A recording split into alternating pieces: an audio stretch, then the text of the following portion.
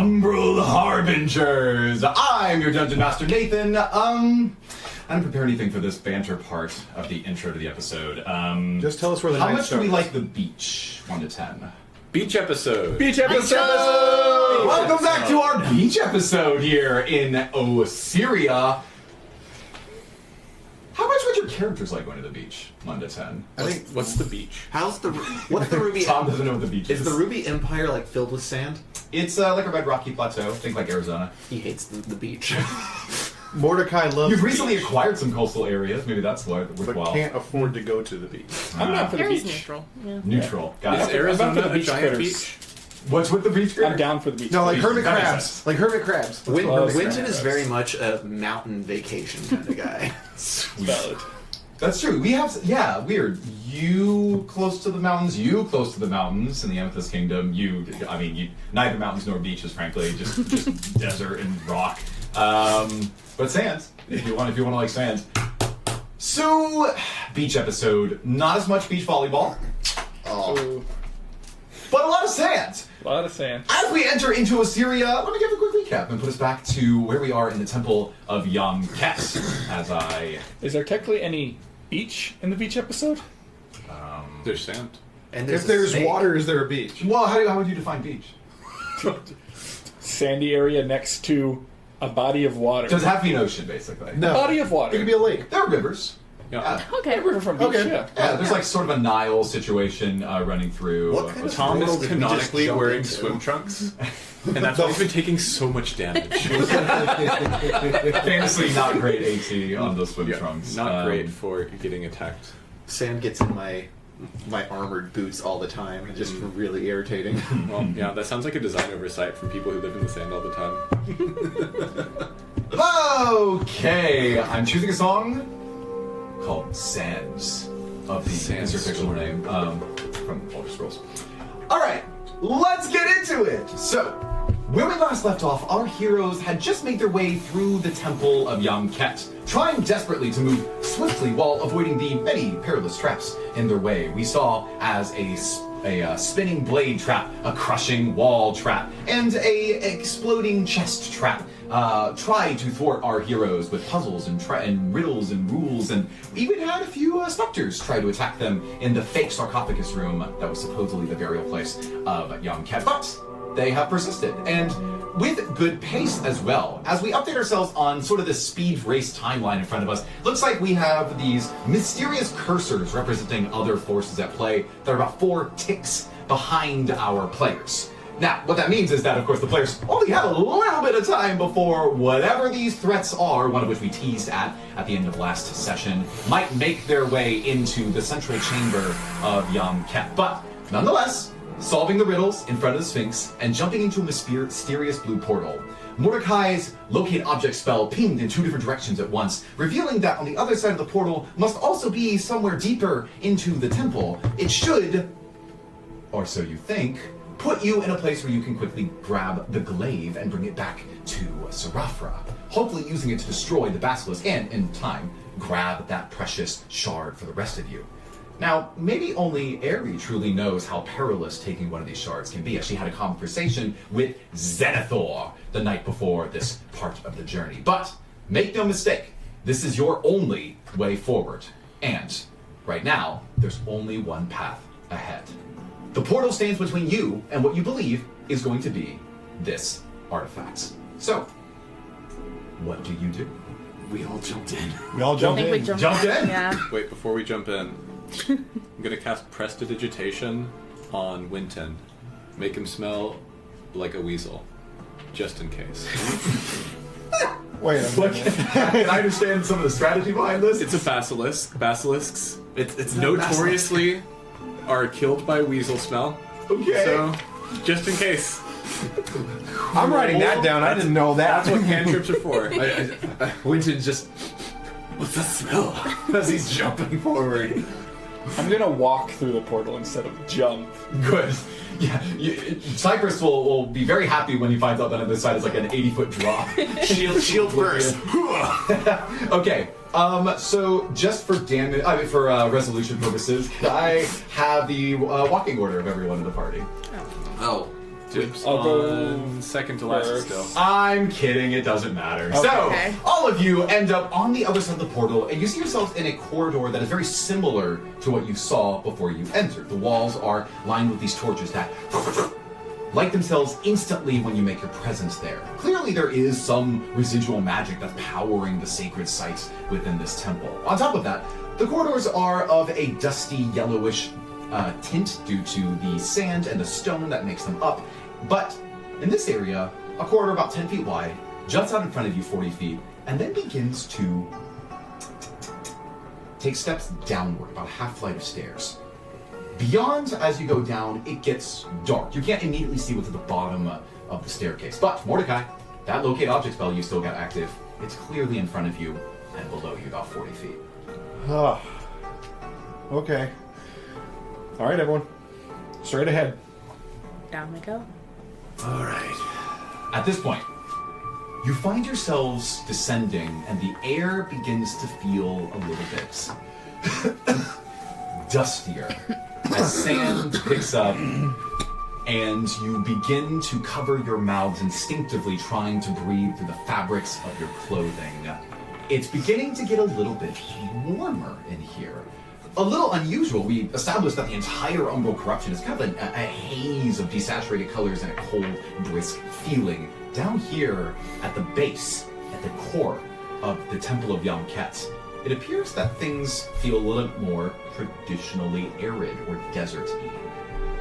You descend to the base and you see as this room opens up in front of you, you see a large opening with a vaulted altar that reaches up 30 feet of two tiers, a 15-foot rounded altar, and then another 15-foot altar on top of that, all made of stone, but covered in sand. And on top of all of that, might as well start with the main attraction.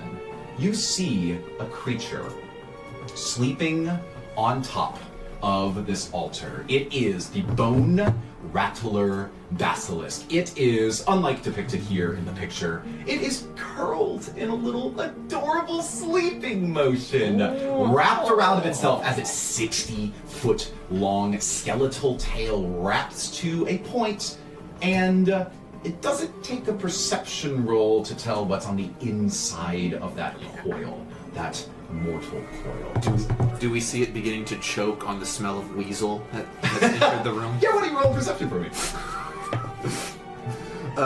Perception, that's a modified 20. Yeah, so you're watching it move in place. How do basilisks breathe? What about skeletal forms like this one? Why does it thrive?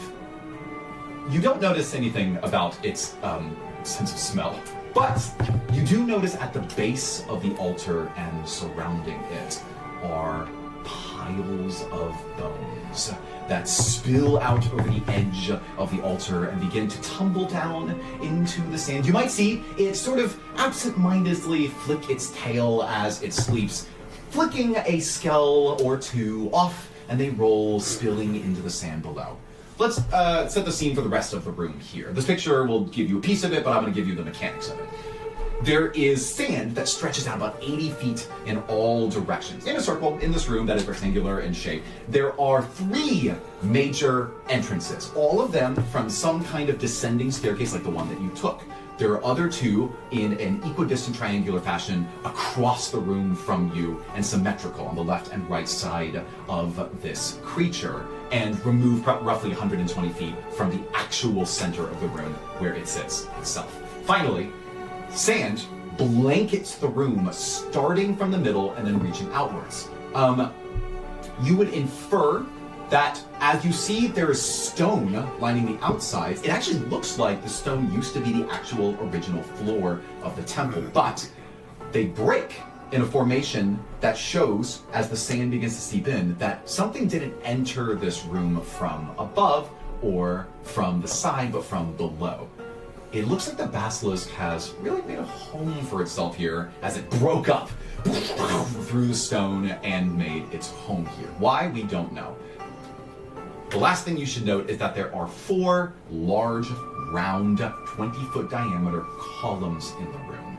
equidistant from one another, flanking the corners, and they have lines of hieroglyphs that spiral, telling stories of the legends of young Kep and some of the other rulers from Osiria. Now, a scholar might want to take some time to study these, seeing that they are at risk of the damage and destruction from this beautiful creature, but you don't have a lot of time. I need two of you to roll perception and roll well. Can we keep my perception roll for that previous one? No. I got a +3, so I got I'm the at plus 7. 4. I've got Because I would not have +4. I would not have forced you to keep it if it was bad. You go for it. Okay. I'm gonna guide myself. Oh, right. I can guide myself too. That is 18, 22. 30, 20. Ooh, pretty good perception. So, this is representative of all of you. You are creeping your way forward. And at this point, I actually need players to move everything off the TV screen except our tracker here. Let's go ahead and put that just kind of to the side close to me. Watch for mic cables and the HDMI cable. Because what's about to happen here is mechanically important enough for me to want to kind of give you a real grid map than just throwing something on the TV screen. I want this to fit in the minis. So do we move to this? stack. Yeah. Was it 4 off? Yes. So we should go here. So, for the digital viewers, you will get to see this beautiful scene of a snake on top of its hoard. But, for the rest of you, a simple map. Alright. So, I'm going to narrate a little bit as I draw some things out. This is your entrance. These, I'm actually going to redirect that. These are other entrances that flank the left and right. These triangles on the ground are the 4 columns, and you see 2 major levels. The only stairs, the actual stairs to get to the top, are only in the front.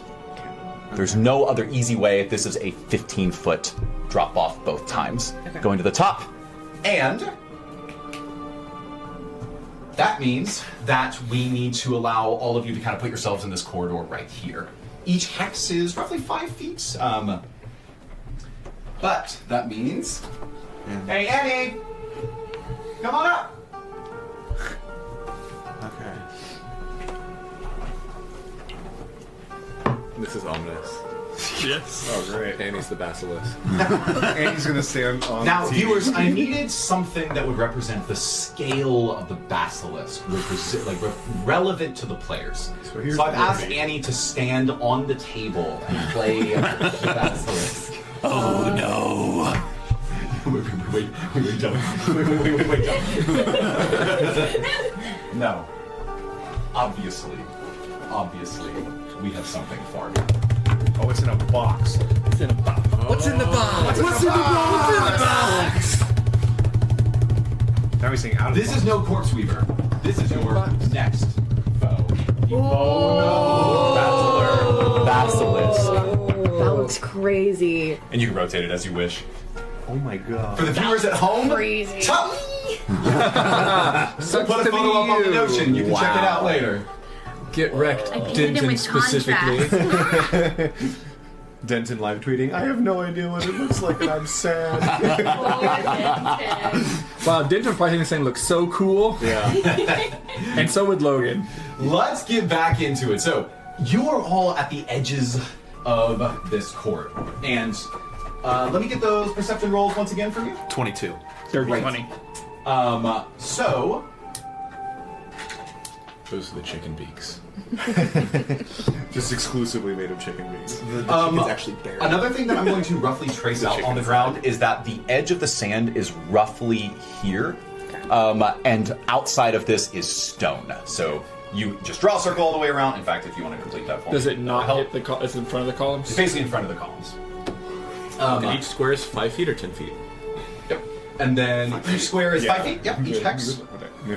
We're not going to live or die by the hexes in this, but I needed help with scope and distance. Because what's about to happen is of precious importance. The last thing that I want to do is I want to literally scatter some actual, truly random rubble. So let's do this. Can I have Baby dice. Rubble. Yeah, it's a dice. And the rubble have hit points. Okay. The number that is on the die represents roughly how big or how tough it is. It's all stone ultimately, but I think that will make it a little bit extra fun with respect to how the fight plays out. So much rubble. Rubble just falls and hits you directly. 40. There he goes. That's the big rubble. Okay. 0. Cool. Yep, seems good. Seems fair.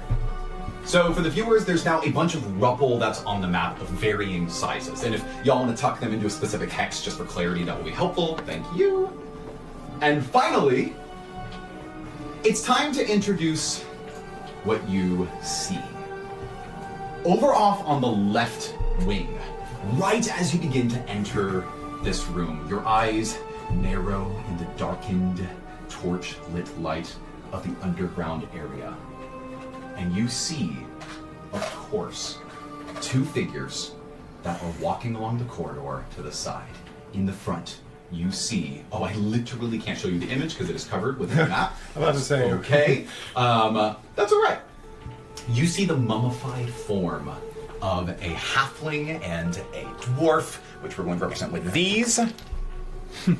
Miri! I do not have dedicated minis. Boren! What are they doing here? What are you guys doing here? What? We can't call them. Why are they here? Hey, yeah, Wyndon's right. We should probably be whispering. And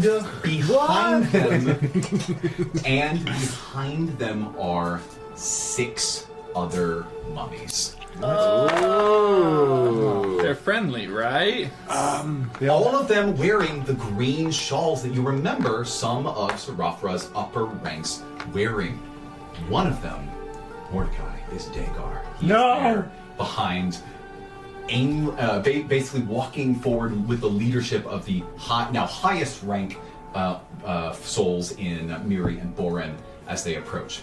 Miri, her hands are up as she looks behind her, motioning with some commands silently to the others that are there. You see her bright eyes gleaming up at this basilisk, and she begins to kite her way around the room. I'm going to roll in front of the table as she sees you. That is, I cannot see. That's a 12. That is a 12, and I didn't have y'all roll stealth before this. So let's do this. Let's have Mordecai and Aerie, because you were basically the most and least stealthy. Roll stealth, or sorry, not Mordecai, and then Winton. Dang it. Dang it. I think what's right. It continues. The phoneme Jordan makes me think Mordecai. Jordakai. Jordakai. Winton's stealthier than me? No, I less than I am 30. the worst. Oh, okay. Guidance, I'm gonna take guidance average here. Mordecai. Guidance on me, yes. With disadvantage, plus 14, 17. Okay, so 17 and 30, 13. I'm going to round you down, so it's plus 6 off of yours. Is going to be, say again, 19? 17. Well, you had 17. I had 17. Oh, great. Yeah, then you're going to pass. She's not going to be able to see you immediately. You catch her getting ready to make an approach to the basilisk. Now, for the final thing that's going to set the stage here, the basilisk is just trying to take a little bit of now. Just trying to get some questions so we can come back and destroy Queen Serafra. So, we're going to play a little game. Oh no. Every time a noise that I believe is loud enough, including real player noises, Crap. I'm going to add a d6 to this bowl, and then I'm going to roll it. The basilisk wakes up on an 18 total. Think of it like the haunt in Betrayal at House on the Hill. The more dice that are added, the more times we roll, and the more likely it is to occur. You roughly have 4 to 5 hiccups before things get really hairy. Yes? Just confirming, out of character voices count towards this. Is that what you're saying? I am going to run with that until I decide that it's too much for my players. When does that start? Yeah, when does it start? It already started. Good. You could have told us that we're talking too much during sessions. We're now have to hold us hostage like this. So, with that, let's play the quiet game. a little game.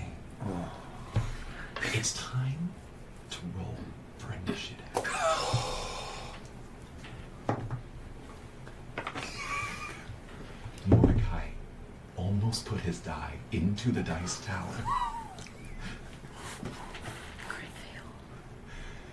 I will call for initiative here, and we'll see what happens. First, if you have 20 or higher, raise your hand. I see Mordecai and Tom. Could you tell me the numbers above 25? Or above 20? 30, 20. 30, 20? 23. Very good. Between 15 and 20? 18. 18? Lower than 15? Okay, it looks like I imagine Cypress is higher than Airy, because Airy rolled a natural 1 at a very critical time. Callan. And Callan will always go on Tom's initiative. He's speedy. So he is speedy this time. Now, let's roll for your opponents. I can make however many noises I want. I'm the DM. I will not reveal what their initiative is just yet. We will add it to the board in just a moment. Okay, now, let's begin. Mordecai, you're up next. You see that roughly, looks like 80 feet from you, maybe 100 feet from you, Miri and Borin, along with their mummies, are making a move on the basilisk. If something goes awry, they might wake up the basilisk, or you might wake the basilisk. To your immediate perception, they don't know that you're here. You have these large columns in the room, sand and random rubble strewn about the room that might serve as cover, whether half cover or for stealthing purposes. Mordecai, you're first. Tom, you're up next. And if you're asking me a question as the DM, you don't have to worry about it. I'm not going to punish you for it. Mostly, I'm going to add dice for in-game noises, like if you cast a spell or if you talk to your opponents over here. Okay. Did you say that long strider that I gave to Airy last session is done? It lasts an hour, I think, right? Or no, it doesn't. That's It's 10 that's without minutes. choice. 1 hour. Oh yeah, I'd say sure. Yeah. Okay. Yeah. So you still have it. I'm going to cast a 3rd level long strider. What? You don't? I'm wild shape. Okay. Well, then. For the sake of the audio recording, if you're far enough away from the mic, you can Okay. speak up a little bit. I'm going to cast a long, or then if you don't need it, then I'm going to do it on Winton. Winton. Yeah. I'm Winton and myself then. Cool. Okay. Yeah. So I cast Long strider on Winton. and myself. Okay. So that's plus 10 movement? Plus 10. All Don't right. forget your movement. It matters in this encounter. So you have your movement. I think for you, Mordecai, that's 40 movement total because you have plus 10 on top of your 30 base. So make sure you do that. If you need someone else to move before you, go ahead and do that. And Tom, that means you're going to be up next. Okay. So, how does cover work in terms of stealthing? It gives you like gives you advantage on a stealth roll? Short answer is you can't hide unless there's something to actually obscure you. So it enables you to even try. Okay. What's my stealth look like? That's probably fine. Okay. So what's gonna And for happen most, actually clarify, for most people, stealthing is an action unless you're a rogue, where you can do it as a bonus action. That is just a part of the rogue's kit. Okay. And if it helps for you to know this, every time that Miri and Borin's turn comes up, I will roll again to see if they see you. They may or may not. Okay. I will play music. Do not let it startle you.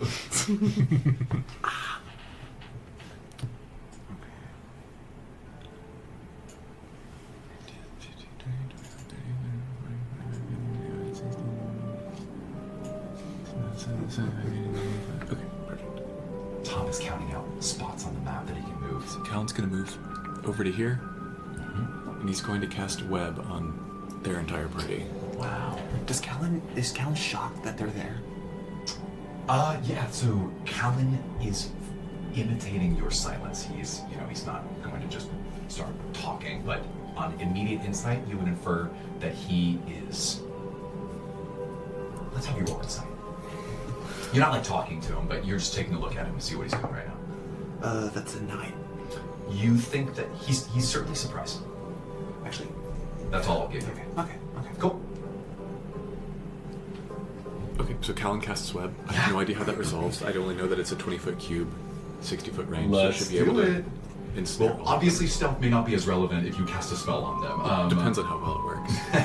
So, it looks like you're basically covering all of them, right? Yeah. You want to use the sticky note system again for your web? Because it's sticky. Does It's sticky.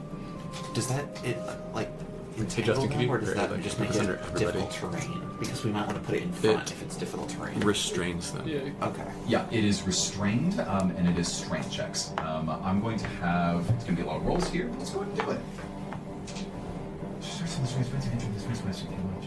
So you just do it. It's not a save right now. But when they start their turn, they must make a dex save, and that's just, Yeah. they're restrained. Actually, I may switch the order around since Callan and Tom act the same. Yep. I'm going to point at who do I think is calling the shots? Is it Miri or is it? I'm going to point at Dagar, and I'm going to cast message and say, "What are you doing here? Leave now." Whisper, "What are you doing here? Leave now." Yeah, and message can be done sort of like a telepathic way. It's not even Right. Only a I thing. and Dagar can hear it, and Yeah. Dagar. Not Miri, not Morin. You're talking about Dagar. Right. Okay. Does message allow him to return message? It does, Okay, yeah. great. So his response comes through, and it's simple and calm. He says, "We will get the glaive for Sarafra." You tell him to leave, right? Yeah. Why don't you try persuasion? Nat 20 plus 7. He is going to continue talking to you, and he says, will you get the glaive?" He's asking you. Yes. He says, "I will stop going." Now, I guess the question is, I don't think you and Callan coordinated your moves here, right? You technically been the players controlling Callan, but it looks like Callan's just like going in after him right now. Yeah. Okay, And so I'll just say, yeah, just stay there. So- and Callan will help them stay there. I'll roll in front of the table. Does this persuasion, which is extremely persuasive for Dagar specifically, does he have the composure or the countenance to try to overrule someone like Miri or Borin? Let's roll in front of the table. And that was a 15. So he is, and he's got -1 to wisdom, but he's gonna speak up in the room. He says, "We should leave," and you hear Miri go. She dashes backwards and begins to put her hand in front of the wraps in front of Dagar's mouth. And you hear her whispering under her breath. Question is, was it enough? I say it was. Total roll? 6.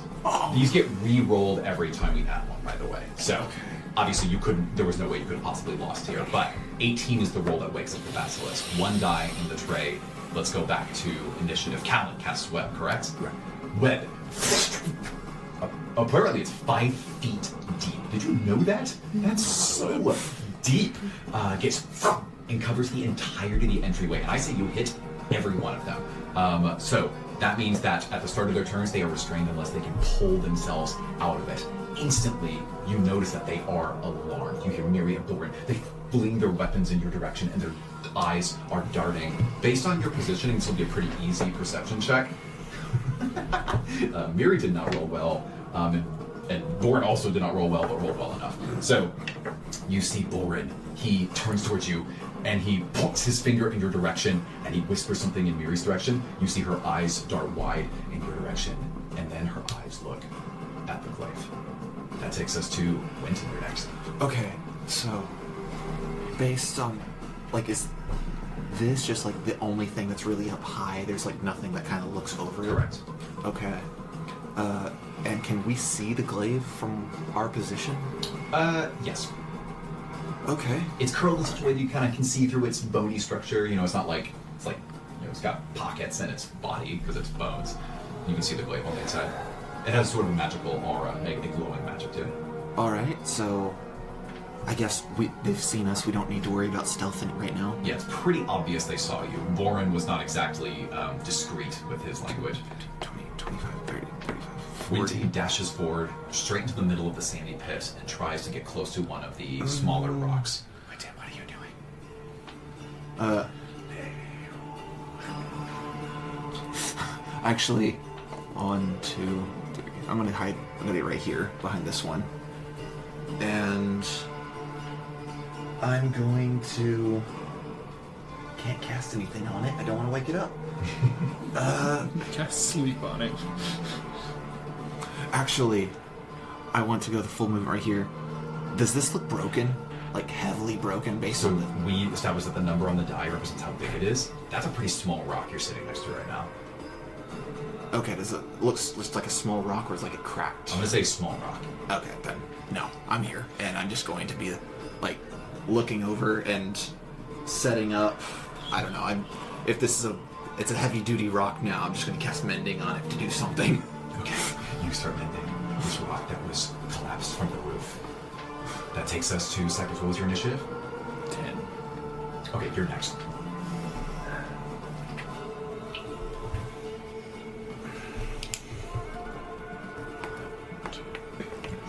Cypress begins dashing forward, his feet kicking up sand behind him.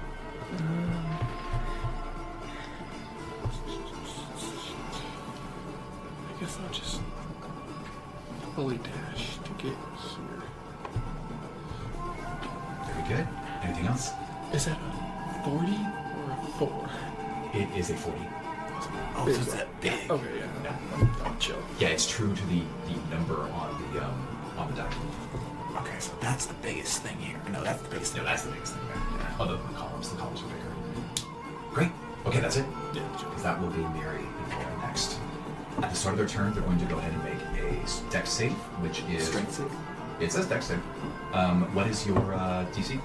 My Or DC? Callan's DC? Callan's DC, it is 13. They both pass. So you see as they carefully threading their legs out from the web, trying not to make too much noise. You see that Bourne has a heavy war hammer that is trying to gingerly tuck out as they take themselves out. And let me double check if it cuts their movement.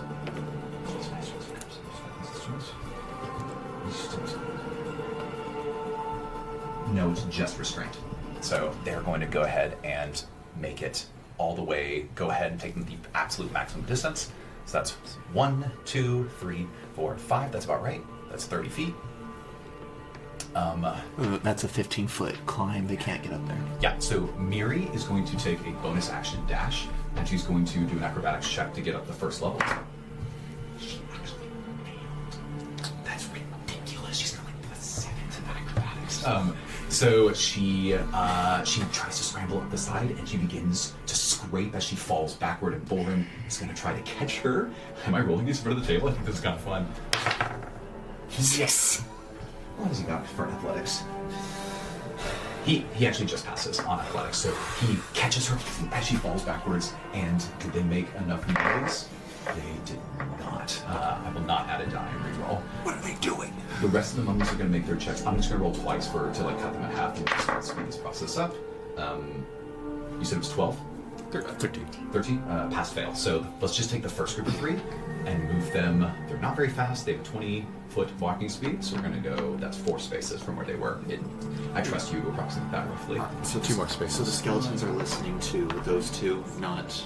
The mummies seem to be following the orders of Miriamborn. Okay. Yeah, and actually for positioning purposes, these guys literally can't climb the way that they can, so they're going to start moving in this direction. We're just gonna approximate it like this.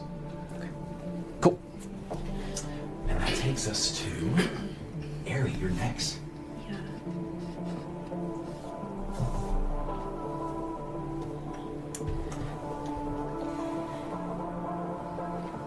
Okay, so I can definitely go up here.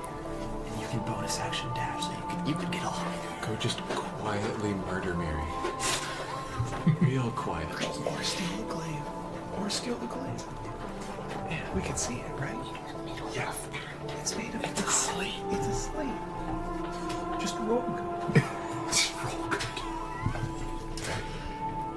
Harry desperately hoping she rolled better at the start of this. You see as she dashes forward quite a long distance. That's my normal movement. And then I guess I will dash. Yeah, so the 2 stairs basically are difficult terrain. So to get up the first step is just representative 10 feet, not 5 feet of movement. Yeah. So I can still do that. You can get up both. That'd be 35. Do I want to? You have a bardic inspiration. Ari, here's what you see in front of you. This basilisk curled in itself. The tail is only about 10 feet to get over. Alternatively, you can wait for a rhythm in its tail's movement and dash through the gap in what would be an acrobatics check. Ayla seems petrified already. I wish we had one of those Would that- acrobatic rogues. Would that mean Should have taken me. I have a +8? Would that mean holding my action? Because I can do that. It is. I'm not even counting it as an action, it's just movement. But if you're talking about, like, Movement for that. yeah, if we're talking about timing, we're not like gonna make you wait for a point of the initiative. I'm just saying you'll try it. You'll just try to make it. Okay. I'll do that, I guess. I'll Airy, so you were not going, but you are going. This round? Next I round? am waiting. You're timing it, I'm timing but you're doing it it, this but round. I'm doing it this Great, cool. Did you have enough movement to actually get to the I center of the did, space? yes. Okay, because I know that think the basilisk I is should huge. be here at 40. She, if you do nothing else, So 5, 10, 5, 10. 20, 30. 20, well, 30. if nothing else, you can movement, action dash, bonus action dash. That's what she's. So that's I've what already she's used my bonus action dash. So that's another 40 feet. So I can So she get has another 10 40 feet left of the bonus action. Yeah. Yep. So she could move 50 feet if she wanted to, or she could move 10 First, feet and do an action. on your dash. Oh, who all did a dash action this turn? I need everyone who did a dash action to roll a stealth check for fear of making too much noise as you run. Cypress dash those last 5 feet. On your stealth? That's good. That's good enough. That's 50. 15? That's good enough. All right, the two of you moving swiftly. Let's take it. What am I doing? Oh, we're just gonna do an acrobatics check. But let me set the stakes here. The tail moves in place. First, just to involve, let's have Trey. Why don't you roll luck? How loud is Bardic Inspiration? How lucky is just the way it's sleeping, the formation of the tail, the way it's moving? 13? Okay, cool. The DC for you to clear the gap, and you know this before you make the attempt, you can decide to back out based on kind of how you're looking at things right now. The DC for your acrobatics to get through is 19. So an 11 or higher. Plus I've got Verdict. And What's I the have worst that could happen? I have a point of luck. And the tail begins to lift. I'm gonna do Now's it. your chance as Airy attempts to dash through. Good luck. That's a 13 plus 8. So I get it. 21. You watch like a slide as it raises up, and you see Airy's form dash the gap as it crashes down as it's still trying to sleep. Now, Mordecai, you are inspiring Airy to do this. What do you say to her in this moment? I go, and Mary looks back at me, and I give like a. So for the viewers, Trey just did like a fist pump slash, rousing motion. I know. This is gonna be much more fun on YouTube. That was fun. Okay, let's move on. You dash to the middle, and you see that is curled up in the middle, that its two little chicken arms are holding on to this glaive, which gleams in the center. You technically still have an action. Oh no, did you do an action dash? You did a bonus I action did a bonus dash. action dash. So because of all this speed you've got, you still have the chance to pry it from its grip. This is both a strength check, athletics, and a sleight of hand check, because you need to be strong enough to pry it from its hands and stealthy enough to do it without it noticing. Do I roll once or twice? You have to just make both checks consecutively. And you still have the bardic, right? Yeah. I'm gonna do sleight of hand first. Sure, yeah. Somebody should guide her before she rolls. It's a touch. I don't think you can. Yeah, I was gonna say. Trey's throwing his Throw the camera. camera at her. 15 plus 8. Throws the camera in the air. 23. That's enough. Okay, that's the sleight hard of part's hand. the strength. You need an athletics check. I'll give you this. The DC. You need a athletics check of 17 or higher in order to get it out. Mordecai just threw his camera in the air. Mordecai is not filming. So you need to roll 16. Is that right? Well, I've got Bardic. 16 plus Bardic. Oh yeah, I won't roll it. Good. I'm luck pointing that. Ayla is re-rolling using the luck point. That's not much, better. It's a 14, 15. Well, thankfully, the reason we rolled both of these is you're stealthy enough not to immediately make it aware of your presence. So you trying to pry very gently, not giving it enough force, it looks like. You're now stuck, and that's your action. So, big turn, but now you are surrounded by the basilisk in the middle of the room as Miriam Borden approached, could not pry it from its fingers. That's the end of the rounds. And something happens at the top of initiative. Oh no. Mordecai. Okay, not me. You look off to your right. Oh no, I'm sorry. That's you too. Oh, I'm sorry. Winton. This time it was the mini. It wasn't the name. Winton. You look off to your right. And in the third corridor, you see Stable Voss appear. He dashes in and his eyes begin to gleam over the room. He's assessing the situation, which a perception check, which was decent. He immediately sees anybody that's in the actual sandy area, so he sees some of the zombie or the mummies from across the way. Even me He behind sees- the big rock? You're not stealthing. Well, I'm behind a big rock. I'm behind a bigger rock. No, you're Yes, the yes, line he of still- sight should hide he still Cycus, but sees not you. you. Does he see, Does he see me? Aerie? Because she's in the No, he definitely doesn't. But because he appeared after she took this turn, and she's like inside. But he sees it sleeping. He does know that the glaive is there, and you see him grit his teeth, tipping his cap, preparing for the fight ahead. At the start of his turn, he's immediately going to dash forward, and he's going to try to curl towards the front of this. 3, 4. 30, 35, 40. Ooh, hold on. I guess he doesn't have Yeah, he only has 30. Yeah, he doesn't have long strider, but you know what he does have. cunning action dash. Remember when I said that you could see in between the seams of this creature, seeing through its bony structure? You see as Sable Voss, there's a gleam of magic along his neck that sparks, and in a silent noise, you see him misty step onto the inside where Aerie is. Aerie, you see him as you're grabbing onto this thing, you see Sable land next to you and your eyes meet. He's done a bonus action. Now it's time for his action. He's going to attempt to wrestle it from you and the basilisk in the same turn. Do you That get an means opportunity attack on Misty Step? Or is it you just appear, you don't move through the space? so opportunity attack is when you leave, and I correct. see. If you're leaving with Misty Step, you still will take an opportunity attack. So yeah, good idea. Okay. Let's do it. You versus Sable. Contested athletics. Versus the basilisk. 11. 20. He starts yanking it from you, and that athletics check I was rolling also for the basilisk, so that is strong enough for him to get it from his fingers. Didn't do it quietly. I will roll in front of the table. His sleight of hand is only +2. That's a 16. Remember what I said you needed?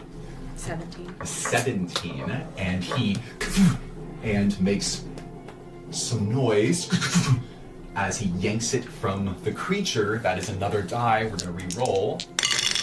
That was an 8 total on the noise. He now has it in his hand and has no more movement, so he is done with his turn. The glaive is in Sable's possession. We are now back to the top of initiative. Mordecai, you're next. How clear are we on seeing what just happened? I'm going to say every player saw him poof into the basilisk. You don't know exactly the outcome of his struggle with Aerie, but you know for a fact that he's in there. Okay. So Mordecai's up. Tom, you're next. Mordecai is going to. And Trey, you can speak up a bit. I want to hear your lovely voice on the recording. I'm going to come over and hide behind this one, Okay. or hide so that I'm within like 60 feet and can see what's going on. There, Perfect. right? Okay. Absolutely perfect. Would you say so? Readying my. You can ready an action, yeah. Okay. No, like ready crossbow. Oh, it's just bonus action to load it. It's already Okay. loaded right Oh, now. it's already loaded, so I don't have to reload it right now. Okay. Yeah. Okay. Oh, he has to hear me. So vicious mockery is not going to. Okay. Hey, I can't cast Toll the Dead. Okay. Winston, please do that. The description of Fireball doesn't say that it makes any noise. It's just a ball of flames. I'm inside this thing. It'll contain it really well. It's like Yeah, but you have good decks, so... Hold on. Okay. I take out. It does say it says a blossoms with a low roar into an explosion of flames. Low roar. Not like a loud one.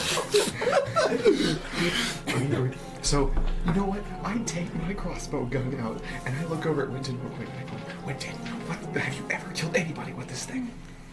No. Well, today's the first day. So I take aim at C.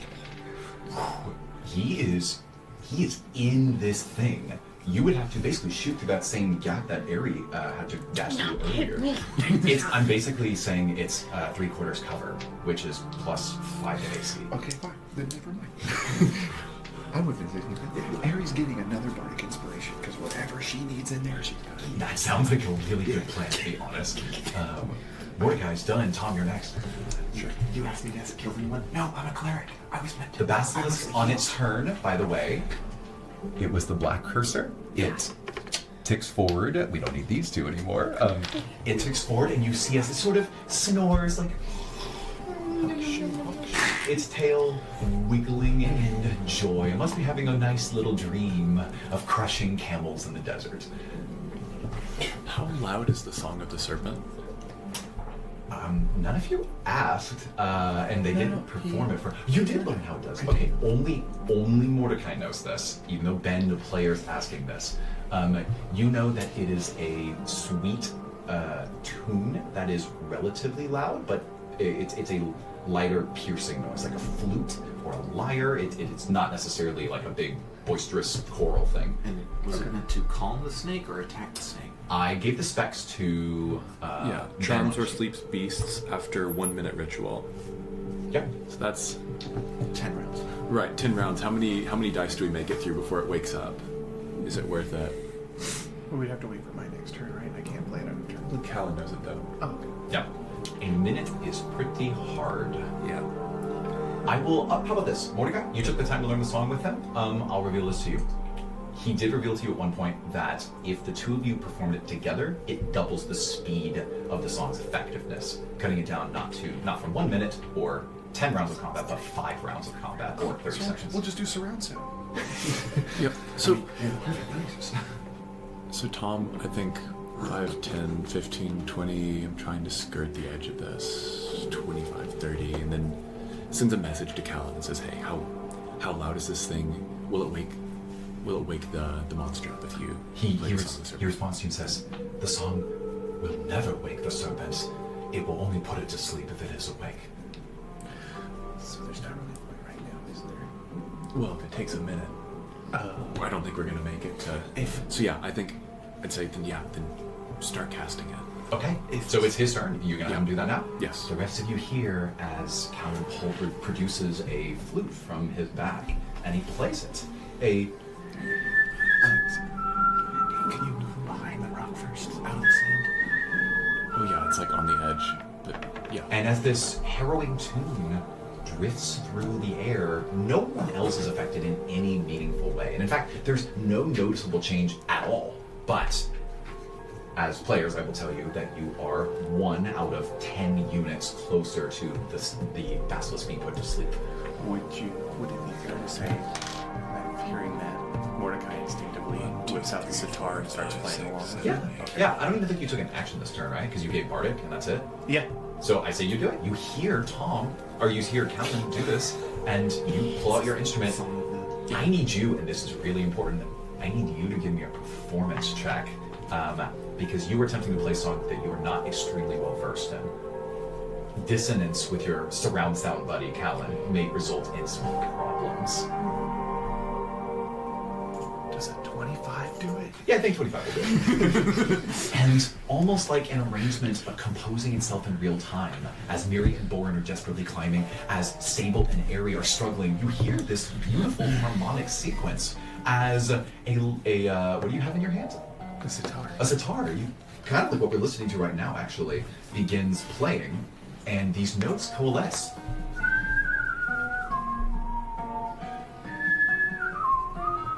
And that takes us, you're now 2 units down out of 10. That takes us to Winton, you're next. Is that all you wanted to do? Yeah, that's message is my action, and then I use my movement. So 5, 10, 15, 20, 25, 30, 35, 40 at the stairs. Yep. Remember, dash will mean a stealth check, but you just used your base ability because you have launch strider. How far away are Airy and... That's true. They're in the very, very middle. So you would say that it's 5, 10, 15, roughly 15 to 20 feet, but they're also up 15 feet for each of these stairs. Okay. Can I time it? Can I... what's his name again? Stable. Sable, okay. Can I time it? Sable's really focusing on Airy and... Definitely. So 3, 4, 5 Can for I- a triangle. It's 25 feet in a straight line. I don't know how this is going to... or if this will work.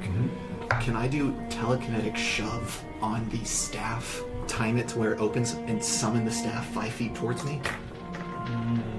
What's the language?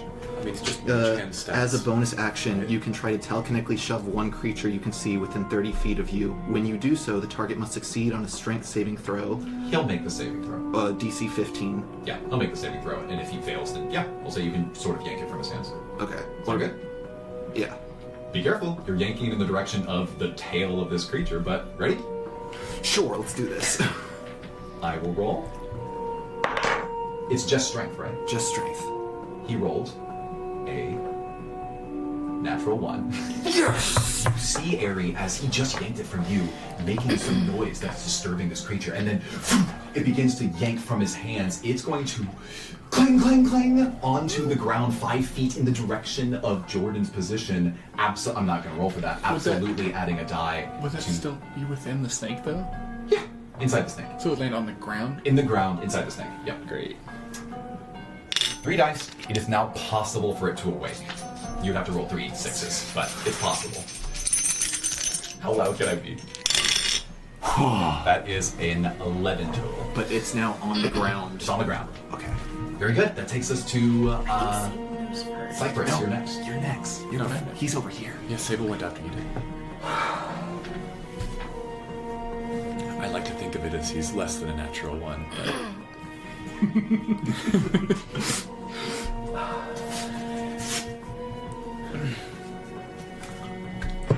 Yeah, can we put him at the end of the order instead of the beginning?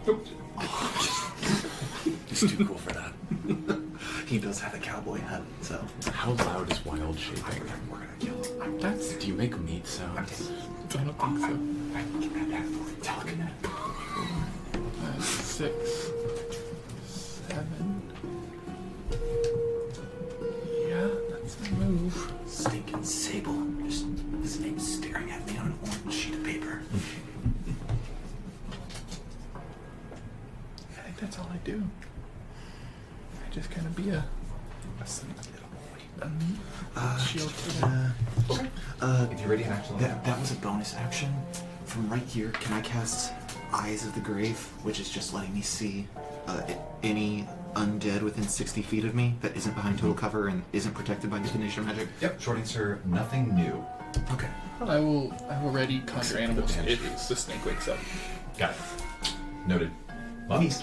You see as Miri collects herself in Born's arms, and you see that he's strained very greatly under his weakened flesh to keep her up. But she rights herself, and they're going to make an attempt. Both of them performing acrobatics to scramble up the side. Oh, they both passed very well. So go ahead and jump them up. Miri's going to get a second as a bonus action, the chance to get up to the full height, and fails.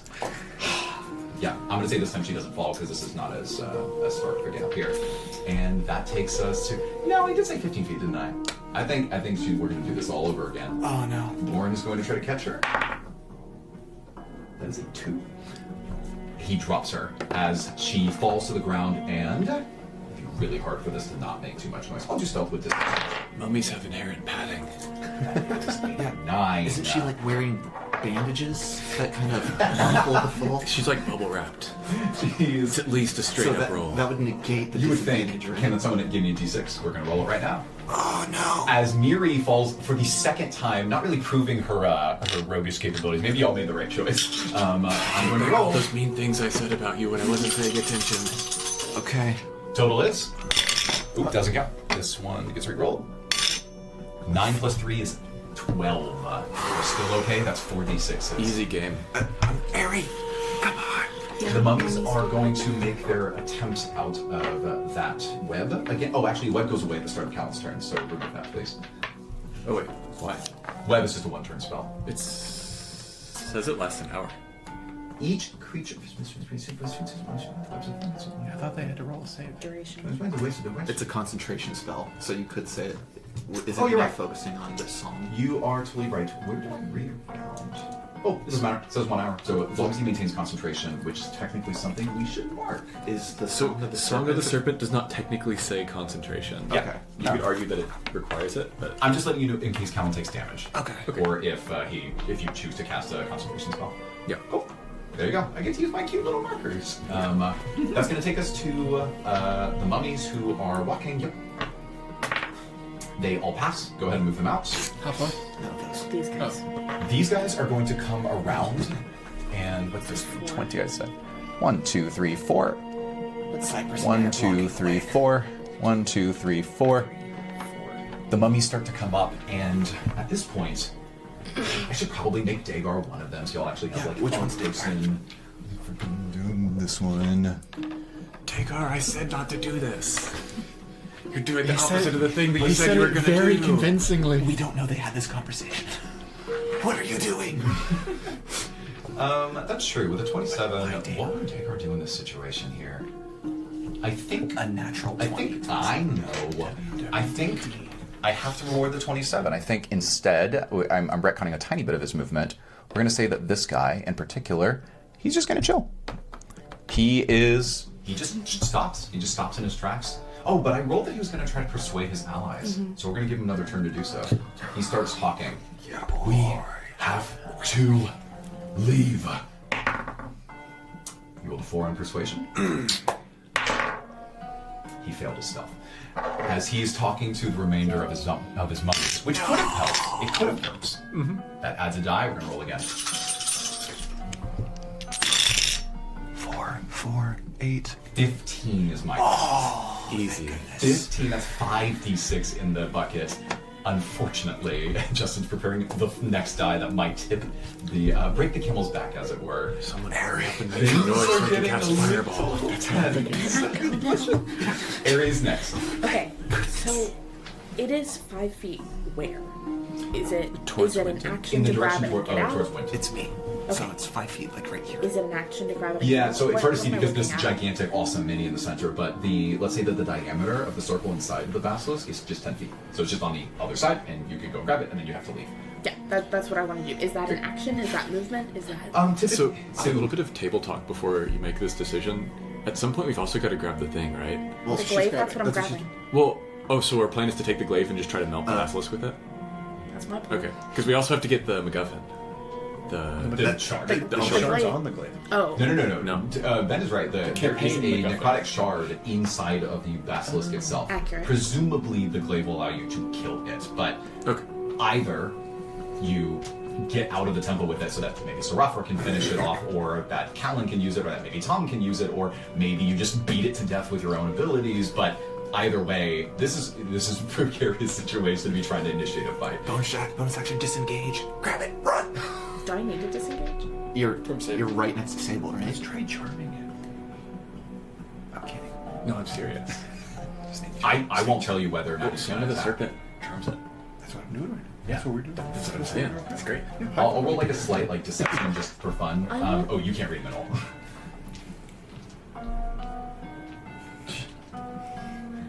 I want to take my bonus action Okay. to make a dagger attack at his leg. Ooh.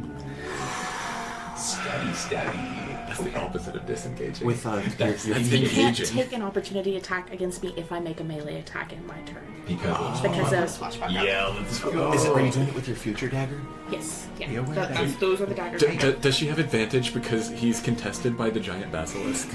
And me just This pulling is And I sneak can attack. I don't do flanking. If he has disadvantage, he might fail a stealth roll. If he gets stabbed in the leg, that Yeah, hurts. okay. Good luck. As she swiftly brings out Noah's It's a dirty dagger. 20 to hit. And it's gonna hit. And you What do I see? stab it into his side. Roll for damage first. Yeah. This one.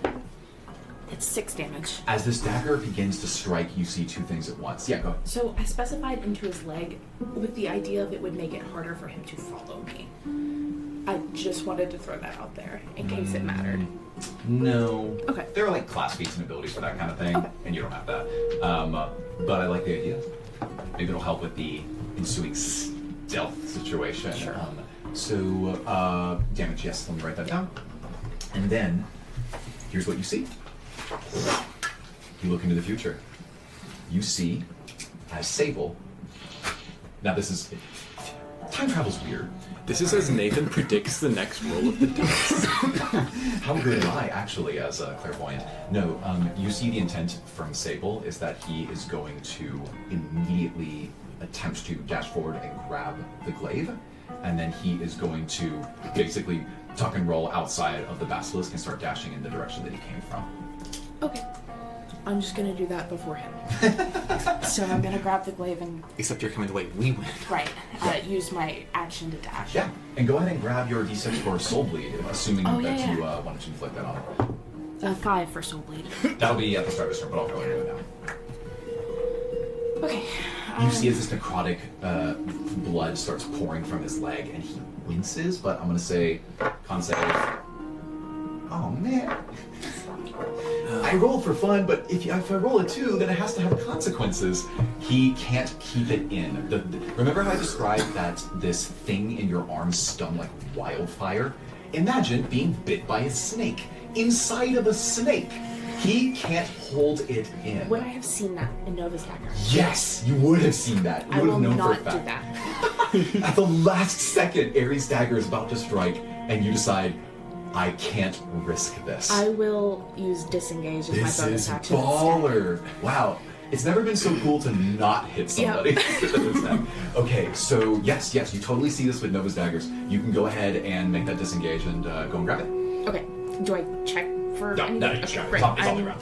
Now for the dashing. acrobatics check, good luck. Okay. With Plus you have the Bardic, right? Yeah. Yeah, I do. Yeah, I think you still have Bardic. Yeah, with Bardic. I don't need it. It's a 26. I don't need it. I don't need it. It's okay. You see, you are the one who's in your own future. You barrel roll out of the side, and you're preparing to run in your direction. Go ahead and use the rest of your movement based on calculations. It's not this difficult terrain when going down the steps, so it's normal. Okay. She's running straight towards me. Yeah. So, Can I like just kind of? Don't worry about that. how much You can run movement through did I it. just use to get from the middle to there? Yeah, You I get behind me? 15, 20. Yeah, does the acrobatics check count as 10 feet still? Or? 25. 30. Wait, 25, Yeah, 30, let's do 35. minus. Let's do minus 5 feet because of yeah, I think that's right. 35. Okay. Great. That's what I got. Aerie has the glaive Wait, in have you, her. have you used your action yet? I did not use my action, so I'll dash. Aerie has the glaive in her possession. So quiet though. Oh. That's just a fun little little thing. Okay. So, yeah, 40, 45, 65, 70, 75, 80. This- Welcome to the Cool Kids Club. So this is the glaive? Yeah. Okay, so it's Wait, guy, let's go. And I did dash, so... You did dash. Roll stealth. We all saw this. So I happen. roll stealth, is what that means? Yes. Wait, did these two see it happen? I do need to do one thing that might be really relevant, because you didn't use your swashbuckling ability this turn. He is going to get an opportunity attack. She on it. disengaged. Oh, you did Disengaged. disengage. Never mind. Rogue. Did these two see that happen? I will tell you on their turn. Oh, you're pretty close. 21 for stealth. I'll make a quick roll for you. You can't be Thank sure. you. Okay. Awesome! Wow, so fast! Oh my gosh, so fast! Nice. Yeah, I knew that the risk of the map this size would allow for something like this, but that's so cool. This is much cooler. That's gonna be the end of the round. My nerds. Sable. Sable's next. As he's just been not stabbed, he saw Aerie fling her dagger, and then at the last second, just dash away. That was her disengage. It was like a threat. It was a bluff. And then Sable just like Sable does the shrug, just the what? Tim takes a shrug action and burns He his takes the turn. confusion action. Sable is immediately going to dash in your direction. He has one spell slot available from Misty Step. Does he do it? Yeah, he is. It's much more important for him to get in range of you than it is for him to save it for something else. So he's going to 30 feet out with no loss in movement. So that's 1, like 2, on 3, me, 4, isn't it? 5. Let's put him right behind you. You see a Sable just appears behind you, and he looks in your direction quickly, and just starts dashing. So does he in get your an opportunity attack? Yes, absolutely. Do you attack him? Yes, I do. Good luck. Attack him with Your the... weapon is a warhammer, right? It's bludgeoning again? It's a mace. Oh, it's a mace. Okay, So well, still same bludgeoning. thing. Very quiet. Does a 19 hit? A 19 does hit. Go ahead and roll for damage. Okay, it's 1d6. I'm not a melee attack. So he took 6 bleed damage at the start of his turn. He did not because I didn't. Oh, that's right. Future is weird. I dealt him 1 damage. I tried to attack this guy that appeared out of nowhere. Go ahead and give me a stealth check. Oh, crap. No. And don't roll with disadvantage because this isn't about your armor. This is just Oh. about the attack. Oh, good. That's a 14. 14. Cool. That is not good enough. It's almost enough, though. Darn it. So, as this tiny little bring for 1 damage rings in his back as he's beginning to dash away, let's have him finish his turn, then we'll roll that d6 because it's very likely that the basilisk will wake up. So he is going to. So that was just his bonus action. Can we do the basilisk and then have him react to the fact that the basilisk's Yeah. awake? This is a base movement. 1, 2, 3, 4, 5, and then he has a dash Can I use the action. spell slot? Was that not an action? Yeah, the bonus action. That was a bonus action. Oh, okay. This is Oh, fine. Yeah. so he's doing full... And then he's literally just running. That's his whole turn is running. Unless Wait, what does he have? It's too bad I don't have Sentinel. Actually, I'm prepared for this. Wow. You see as he quickly you see as he runs away from you. Took a tiny little crack for 1 damage. You see as he quickly sheathes his rapier and he pulls out a bow. And Winton, you see that this bow has a very strange property to it. The arrows seem to be tipped with a very small black jade tip, and there's a trail of black smoke that follows them. He is going to pull out his bow, and I'm not going to have him run the full distance. Remember how I said earlier that there are like class abilities and feats for hamstringing? Yeah. He's going to use that. All right. So as this ability rings true, he is going to attack. You might be very frustrated if I say this after the fact, so I'm going to say it now. His magical bow has the property of it's a traditional longbow for ranged attacks, but on miss, there is a necrotic homing ability that forces a dex save on the target. So I can do that. he's going to take a shot, and if he misses, you have to dodge the arrow as it makes a return flight. Okay. Cool. Here we go. His your AC is 16. Cool. I'll roll in front of the table. We should get one of those. He is +5 to hit. You might have one. Oh, doesn't count. It fell off the table for Let's try those again. not watching. I need to use my easier die to read. I'm going to roll on That that. one fits in the dice tower. Yeah, but I'm afraid of getting jams. Okay, so +5 to hit, and you have 16 AC. That's a nat 20. Oh! A nat I don't have a luck 20. point to spit. You don't have a luck point to I make don't him have reroll it? Oh no! Hey, but you used it the rest of the glaive I did. from, so Yeah. surely this is worth it, right? Surely. This arrow sails through the air. I would use Winton, it. Oh, she used it. I need you to make a depth perception check. Hurt me. You, Winton. Crap. Crap says. Says Winton. All right. Unnatural, modified 20. Okay, I'll get back to that in a second. The arrow sails through, it strikes you, and it strikes you in the leg. Your speed is halved. Fine. Actually, sorry, make a con save.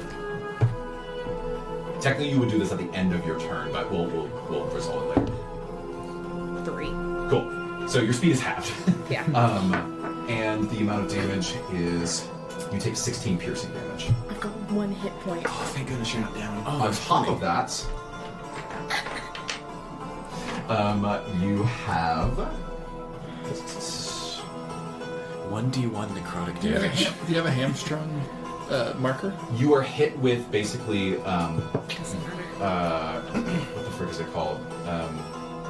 Chill touch. So you can't be healed until the start of its next turn. Does that go away if she goes down? Please. I don't know. According to in Baldur's Gate, I don't Baldur's think Gate, it does. it does It not. doesn't. Yeah. Baldur's Gate rules it is then. Do you have a hamstrung little circle? So Ari, so let's go over this again. Or a Ari got movement. crit, has Yeah. literally 1 HP and cannot be healed. Her speed is halved, and as this attack rings true, Winton, this arrow has an unnatural flight pattern to it. And you see the shaft as it flies directly, like as he pulls out the bow and he's holding it, the fletchings on the back of the arrow look strangely familiar to you. Let's move on. Tom, or Mordecai, you're actually next in the initiative. Mother! And he's just crit on your friend. Cypress! The air is about to go down! I mean, Is it my turn? Mordecai, you're next? No. Are you gonna keep playing the song? I'm still playing the song. Wait, did he see that happen? Oh no, I'm still playing the song. Yeah, I'll say he saw. I'm still playing the song. Okay. If you play the song, you move 1 unit closer to 10 pips, which will put the basilisk to sleep. I'll remind you that even if it's awake, it can be put to sleep once it reaches 10. While continuing to Wait. play the song. I hate to be that guy, but we didn't resolve the sound. Oh, you're right. On the little attack. Tink! Yeah. On top of Wake it all up so we can. On I top kind of all of this, wanted can to I get a D6? Eric, That's right there. All right. That might be the killing blow. This is now 1, 2, 3, 4, 5, 6 D6. The average roll. 66 dice. 66 dice. The average roll. Expected is value is higher. like 21. Yeah, exactly. Come on, roll low. Good luck. That's 1, 5, 2, 10. 3, 8. That's 17. No. That's 17! This tiny little. The air is still and silent. You look in the direction of the basilisk, and it just wrestles in place, not moving. Back to Mordecai. Okay. That's the most intense roll. Mordecai, I'm gonna give you a choice. Because this is more interesting and fun. So, if I retcon a little piece of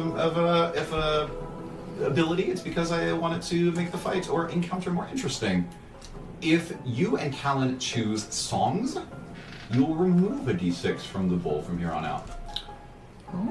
But exclusively songs? Like I can't If you take your action to do the song. Mr. DM, what did you say if I were to do a vicious mockery to the tune of the Song of the Serpent? That sounds crazy hard, but I would allow you to try.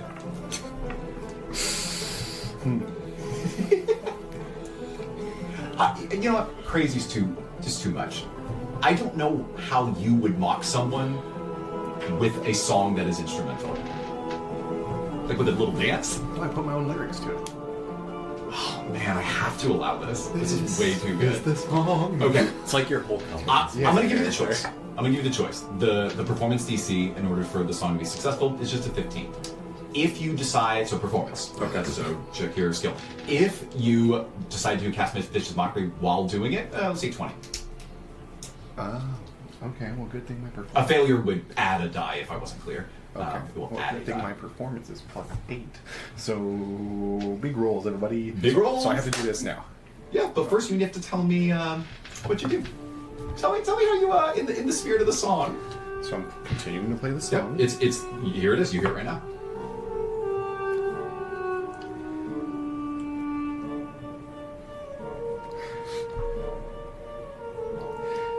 I look over at Sable and I go, psst, psst, psst, psst. Like, He looks at you, his head darting in your direction.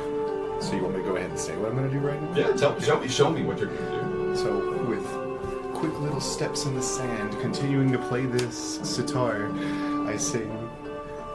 Man, it's hard to really sing something into this. Are you gonna walk over here to do it? You can do No. spoken word. You can do I'm just like dance. dancing. Whatever you want. Okay. You've struck my friend, you insolent twat. When we've killed you today, I'm gonna take your hat. Mordecai, I want you to roll DC 20 performance with advantage. DC 20 performance with advantage. And I'll go ahead and roll Advantage. for Sable here. Well, that first roll's a 15. Good luck. Natural 20! Yes. So Does that? Vicious Mockery does it. Can that be 2 dice away from the? No, I'm going to say 1 dice away, but I am going to double the damage. Even though you can't technically crit on a Vicious Mockery, I think the fact that you are so elegantly using the Song of the Serpent to still mock him just rubs Sable the wrong way. He hates you. He remembers when you talked to him outside of Grimthorn, knowing his own plan for coming in here to steal the glaive, and now here you are mocking him while dancing and doing a little tune and rapping to the Song of the Serpent. You are going to double your damage on him, and he fails, so go ahead and do max damage here, or full damage. Full damage? Oh, right. So I'll roll 2d4s. Whoop. 3 plus double, so 6. Yeah. Sounds sick. He's taking some damage from y'all. You see as he is visibly distracted by your mockery, as vicious as it was. Very cool. If you want to move. If not, that's kind of it, right? And your song did remove a thing. So, well, if I move, does that stop me playing? No. Oh, You can move and play. well, you Just know sort what? of your mobile I bar. think we're strength in numbers, so I'm just gonna run back over here with the cool kids. Cool. Maybe just double check your 10, movement is only 15, 20, 25, 30. Well, I have long striders. Oh, 35, 40. Yeah, it's pretty. It's You, pretty you good. had it exactly. Sweet. That's gonna take us to Tom. Yeah. And Cal. So is taking the glaive from Airy? 2 questions. Is taking the glaive from Airy an action? Nope. Okay. I do second agree. second question. How does mist work? Like, so we walked in through a portal, right? Mm-hmm. Is there still a portal there? And you can't see through it. You cannot see through it. Correct. Cool. So then first step is move 10 feet to Airy and pick up the glaive. Okay. Yep. How magic does it feel? Extreme. What happens if I cast a spell like this? Man. Give me an. I know you're a charisma caster, but I still want an Arcana check. That's fine. I've got +5 Arcana. 24. Man, y'all get some good rolls when you need them. Even Sable. So you, this glaive sits in your hands and it absolutely explodes with energy the moment you get your hands on it. And Ari, you would have felt this too, by the way. But I think that Tom, you not attuned to it, but you can listen in on it with much more clarity. And what you believe that it will allow you to do is to take magical properties and, like a magnifying glass, focus them to an explosive degree. What do I mean by that? Big boom. Why don't you find out for yourself? We get a chart. Nathan has just given Ben an item chart or an item description For all the audio listeners, this is the sound of Ben reading 5 paragraphs. staff make big boom. I'll summarize for everyone, since not everyone is reading it at the moment. This is the Glaive of Selúne, and the way that this particular artifact or relic works, it's a wondrous item. It requires attunement, but I'm going to allow, with limited potency, the ability for someone who's not attuned to it, like Tom right now, to possibly use its ability. AoE spells, it's specified in the document, but if you basically cut their effective area of effect in half, so if it's a sphere, it's half of the radius. If it's a square, it's half of the length of the side. You can double its potency. That's not only for damage, but can be for other things like healing. That is basically, you have the area, and you double the power. So what do you guys... I have to do it, right? You're only talking. At this point, Ari and I. you know how it works. 24 Yeah. Arcana is enough for you to feel like, I could give this a shot. Like, I can melt Sable. But it probably wakes up Bone Rattler. We did just get rid of a die, but that's a lot of die. I think the threat I of think- Sable is better than fighting the basilisk. If you cast Fireball, I'm definitely adding 3 dice to the thing. It's not a 1 dice situation. How loud is Scorching Ray? It wouldn't... 1. Okay, cool.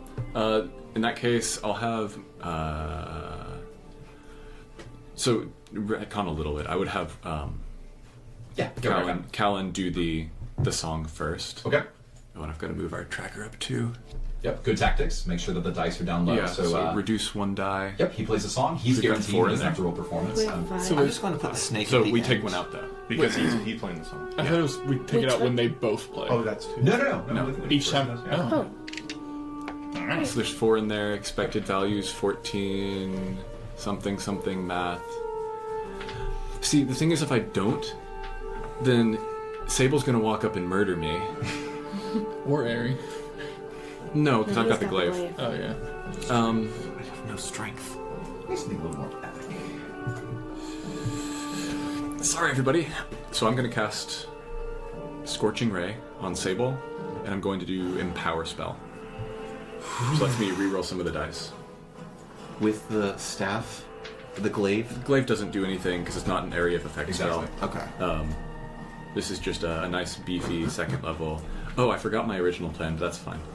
So that's three attacks, each with +7, so 21 hits, 24 hits, and so 17 hit? It is not. Okay, so that's 4d6, d8. Yeah, 4d6 fire damage.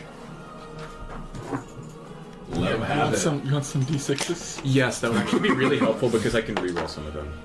4d6. I can reroll up to 4. 3, 2, 3, 3. So you can reroll all of them? I should reroll all of them statistically. Yeah. 3, 2, 4, 5, 9, 12, 14 damage. Okay. 14 damage it is. Is it? I thought it was. Is that per ray? Or how does Scorching Ray work? No, it's 2d6 per ray, so I rolled 4 for the 2 rays. Dice is this? Oh, that one's mine. Oh, is it supposed to be a mimic? Hmm? Is the D6 supposed to be a mimic? Like it looks like it has teeth. Oh, I think they all have teeth. Cool. That was cool. Yeah. Okay. Okay. So I do that, and then I... You see as this fiery energy shoots out from Should be 2 Tom's more fingers people. and strikes Sable twice. He is once again, this is that prime save again. He passes as he holds his quicker serve. Tom then shushes him after immediately burning him in the face. Cool, so just add 1 and then give it a roll. Good luck. They're 5d5, 5d6. That looks like 9, 10, 16. Easy.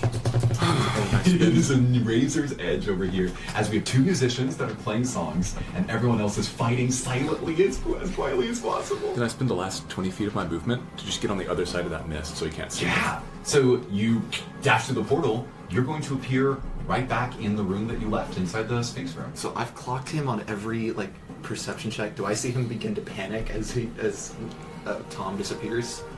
Panic?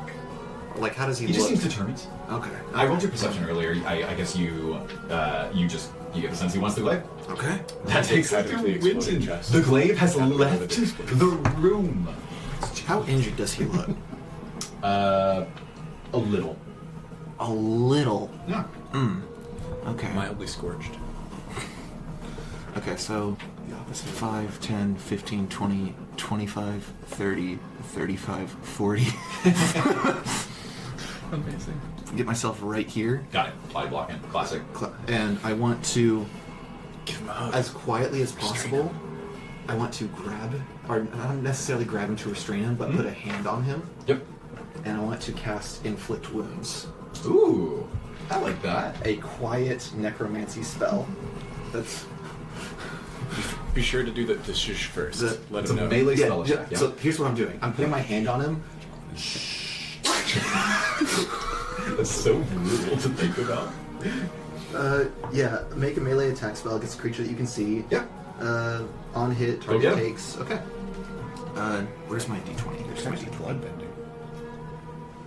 I'm casting it at Got a pick. 2nd level. Okay.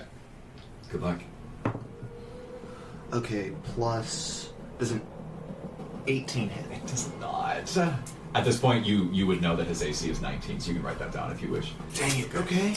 What does he look like? Is he wearing heavy armor or is he just like quick? He's wearing medium armor. So he's just like quick. What level is he? What level is he? Higher than I thought. Tell you what level he is. Okay, then I want to. Okay, this is going to be a little bit of finagling. Tell me you're finagling. I want to bonus action telekinetic shove him away, Okay. which is a DC 15 strength save on his part. Okay, but what's the finagling?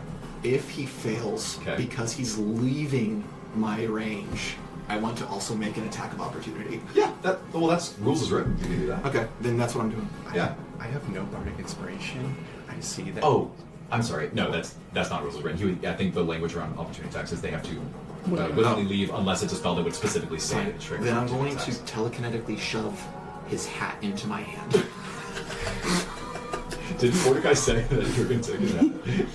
I'm helping Mordecai out. He said it. He's Never saying mind. I was going to say something if you got to do an opportunity attack, but I will wait for that pivotal character moment to happen later. So I'm going to let you continue doing it. I will make that. if you want me to do that. No, do it. Do it. It's fine. I roll for his strength save.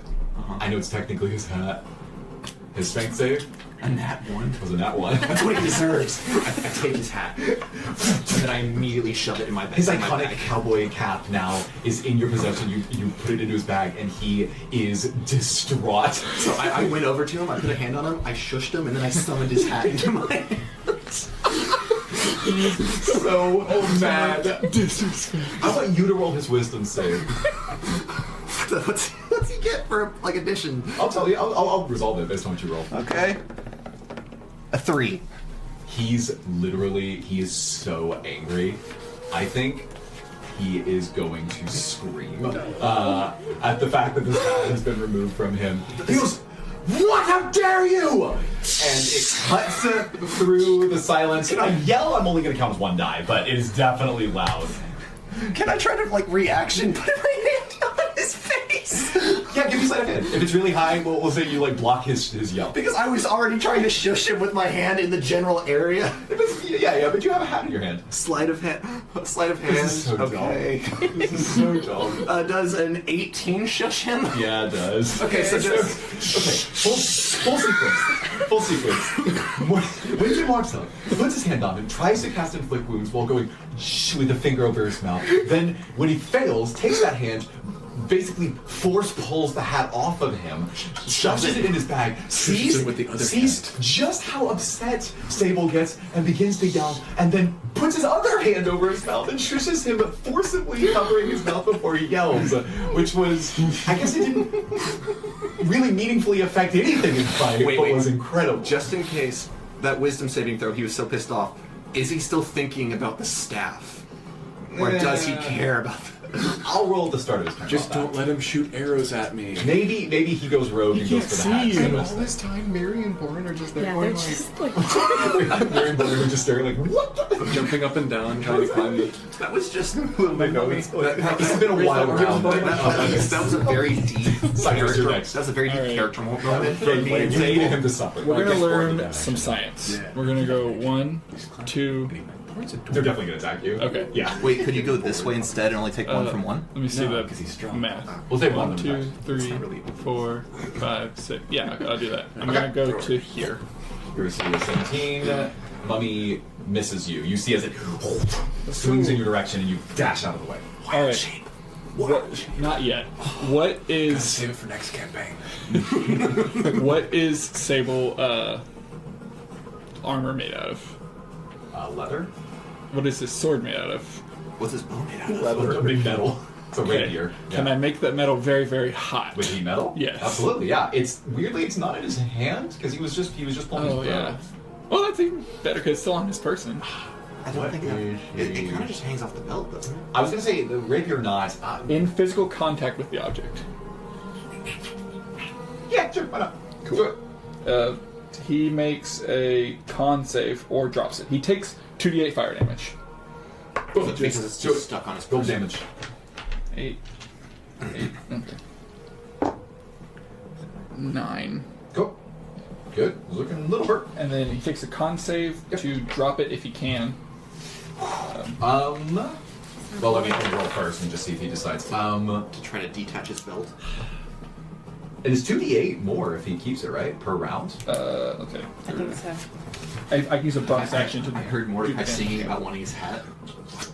Man, he's got a lot of things to worry about right now. I did not see you take that. Oh, darn it. Okay. No, it's okay. Because it'll be a I think he is going to just take it. So he passes con save. He holds the sword. So he's going to keep holding it? Great. Cool. All right. He has disadvantage on attack rolls and ability checks until the start of my next turn. If he doesn't drop it. Oh, hey. He will drop it. He will. You see as he swiftly takes his rapier and just throws it into the sand next to him. Sorry, real quick. Yeah. Since I critted a vicious mocker, it says that he also has disadvantage on the next attack roll he makes toward the end. So it is a double disadvantage? No, no such thing, but that's good to know. Thank you. Okay. Disadvantage, so either way you would have had disadvantage. Very good. Vicious Yo, mockery. put the hurt on poor Sable here after he crit on Airy. And knowing the real threat. Yeah. Okay. These poor mummies don't know what's going on. The real action is all happening over here. Yeah. Oh, Classic explosive. I didn't take a dash action with these guys. They only have 20 feet of movement, but they absolutely should have gone at least double the distance. So we're going to put them closer. That is going to be relevant. These guys stay here because they were threatening Cypress. Yeah, we'll do that. That seems fair. Cool. You've disappeared beyond the mist. And that is relevant because they're going right now. So at this point, this is the mist. at this point, No, this is the mist. The end of that. Miri, important for her speed, she's going to spend half of her base movement, so 15 speed standing up. Go ahead and stand her up. They have seen everything that has happened. It's not like y'all were exactly hiding your conflict with Sable. We're going to have everyone dash in your direction. So let's have Boran, and they're going to take the stairs. So it'll be 60 feet. 1, 2, 3, 4, 5, 6, 7, 8, 9, 10. As they get And right there, she gets 3 spaces less. 1, 2, 3, 4, 5, 6, 7. But she has a bonus action dash, so she's going to take 6 more. 1, 2, 3. Where's the glaive? It's gone. as they both get around here, can 3, I point 4, to 5, 6. Sable and say, "This man works for King Grimthorn. He's trying to steal your 2, queen's artifact." 3, 4. They can hit this turn. 1, 2, 3, 4. They cannot. This guy's going to dash. Sable's getting ready to run around here and take 18 up. Did you hear what I say again. I said I wanted to point at Sable as everyone's around here. This man works for King Grimthorn. He wants to steal your queen's artifact. Oh, very good. Give me a persuasion check. With advantage? I'm not persuasive. No. You suck. Okay. I'm giving you a free action, basically. Like, you don't deserve it at all. Wow, that hurts because I got a nat 1. Oh, okay. Well, oops. You see as they seem mistrustful of you at best. We will continue on. That takes us to... oh, actually, no. 2 of them are going to get attacks. They're going to both attack Cypress. Good thing you didn't wild shape. And don't forget about Dagar. 17 AC, right? Yes. They both miss. So, Let's go. Did Dagar have any opportunity to persuade? No, don't remind him. Never mind. No, you were so persuasive, Tom. I know. You really made him believe you should... yeah, we'll give him a chance to convert one or more. Hey, over there! You should stop. You see, he's still just sort of blankly yelling after them. He doesn't have a loud voice, but he rolled pretty well in his persuasion, so he's going to go, "We need to stop this." And yeah, he persuades one of them. Sure. Cool. This guy's like, Can you persuade them to help me attack? with an 18, this guy's going to be like, cool. I'm now Complacent now. Complacent or ally? Stop, right? That was what, Yeah. I mean, Tom said just stop. Get Or out of Callan here. said, yeah, get out of here. Okay, cool. That's going to be, that is a noise, which we're going to add to the thing. So we're going to see what happens. It's time. Man, this has gone longer than I thought it would, frankly, Yeah, but that's it the is. fun of the dice here. Hey. With 1, 2, 3, 4, 5, 6, what happens next? No. It's hard to roll I forgot into it. such a Sorry. tiny container. No, it's not. It's my fault. Firefoot. I'm going to just take this and Okay. roll this instead. Okay. That's 4, 7, 11. Yes! 14 only. Oh my gosh, these lucky rolls. This thing, it was really hurt by Airy. Like It when was she very smashed calm. it with the. Well, the songs have helped a lot. Oh, yeah. I mean, it would have been guaranteed at this point. Yeah.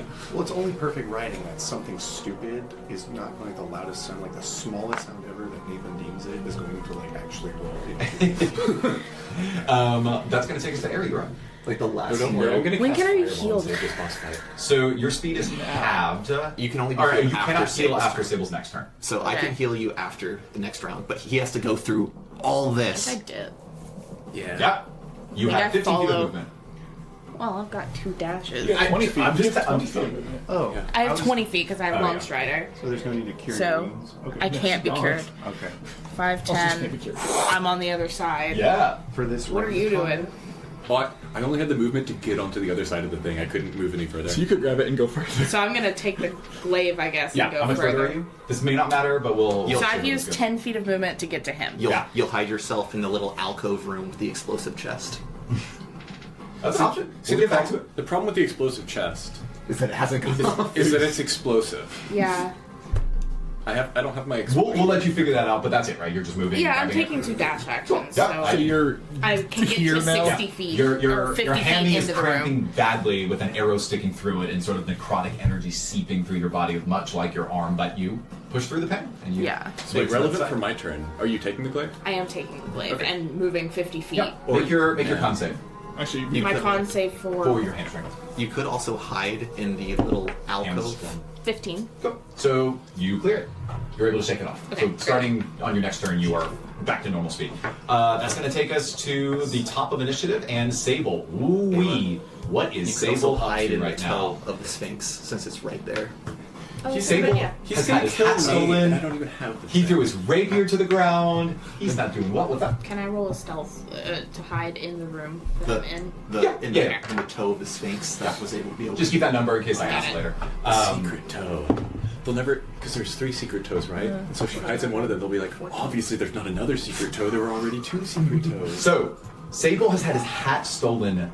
He has had his rapier basically heated up so much they had to throw it to the ground. The glaive disappears beyond, and he says to the mummies surrounding him and to the remainder of you, he goes, "Fine. If I can't have it, then none of you will." And he lets out a curdling scream. Even with my hand on his face? He smacks your hand to the side. "Get that thing off of me. You didn't grapple me. Mechanically, I can yell." And he yells. He says, "A rattler!" And suddenly, why don't you add 3d6 to the bowl? And let's see. Maybe he's not loud enough. As this echoes through the hall. I'm trying to get them all to lay flat. Oh, that's a lot of low numbers. That's a 6, though. That is 3, 9, 11, 14, 17. Absolutely enough. 22 total, or 21 total. You hear a brutal noise as the rattler starts to stir.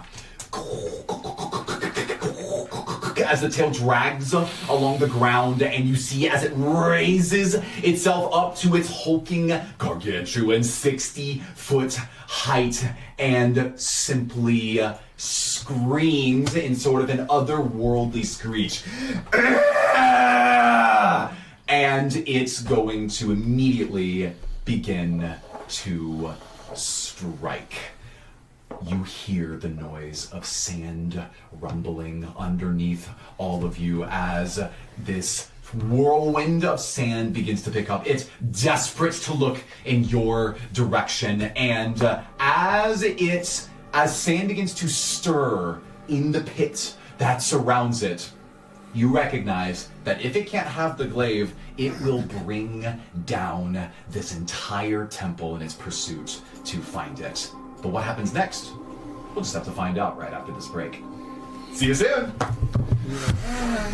Welcome back. If you hear music playing, it's because things just got a little more dicey. The group did a great job of trying to keep things down, sometimes forcibly shushing their opponents in order to keep them from waking up this poor basilisk. But it has now awoken as its tail rolls along the ground, scattering the bones that are next to it, as it rears up to its 60-foot height, and as it lets out a screech, the sand begins to spiral in a swirling motion. It picks up, creating a gigantic sandstorm wall.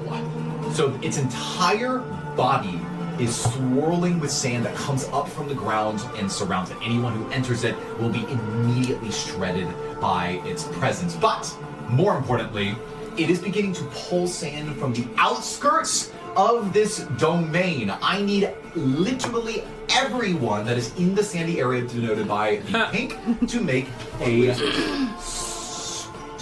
Oh, actually, That's me. psych! Just kidding. I need for... That's the next legendary action. You know what? It's not going to do that. It's going to save that. I need everyone to make a DC 14 strength saving. Everyone? Everyone in the sand. Okay. Cool. I saw that red line and decided never to cross it. Yeah, you've literally never been in the sand. Fury passes. Sand gets everywhere. Boris. 17. 17. Awesome, very good. 17. How's Cypress doing? Yeah. 4. Hey, Born will join you, and let's roll twice for the zombies in total. How's Sable doing? They all failed. And Sable's gonna roll. And there's no debuffs based on any of your junk, right? It's only attack rolls that are affected. No, there might be. I don't think so. Heat metal? I don't think so. Because he let go of it. So that means, and he passes. If he holds on to it. He passed easily. So that means that every single zombie except for Miri, so that's inclusive of Boren.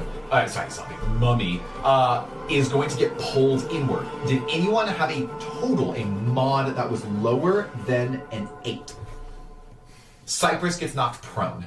Every person that fell is going to be pulled 20 feet towards the Rattler as the sand gushes inward. Go ahead and just move all of those units, all the ground dice, Miri, and Boren.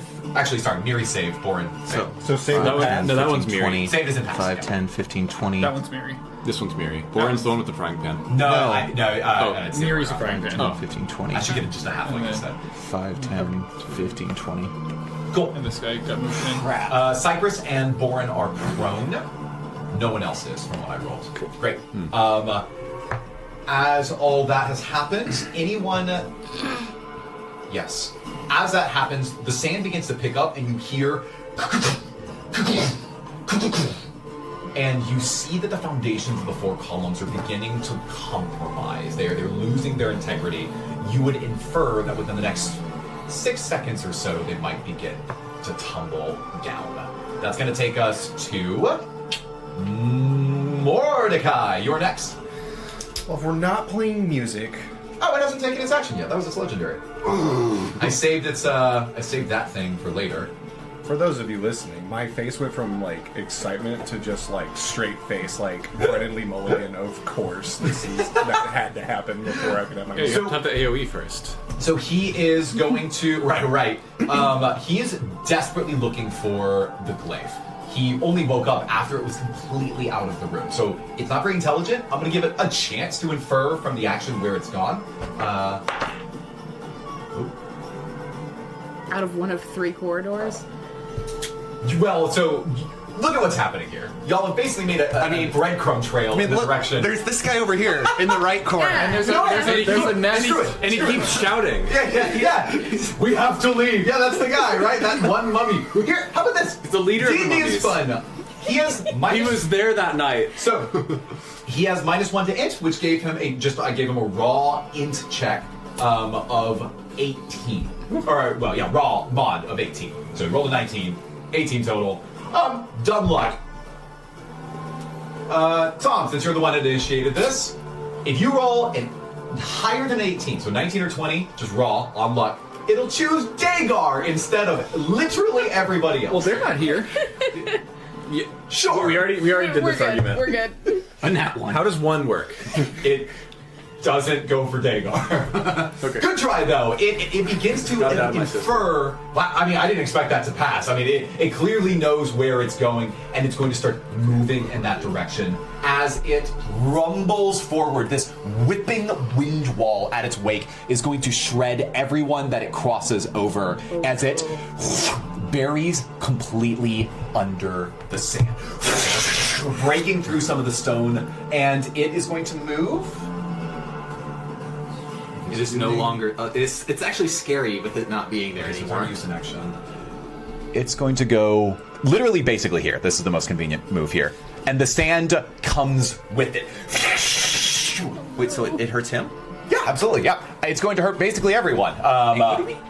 Let me just call it out. So basically every single opponent except for Miri and inclusive of Cypress, and not this one zombie, are going to take some searing sand damage. Go ahead and give me a dex save. Okay. With disadvantage because he's prone? Yes, because he's prone. No problem. Thanks, man. Boren got a critical success.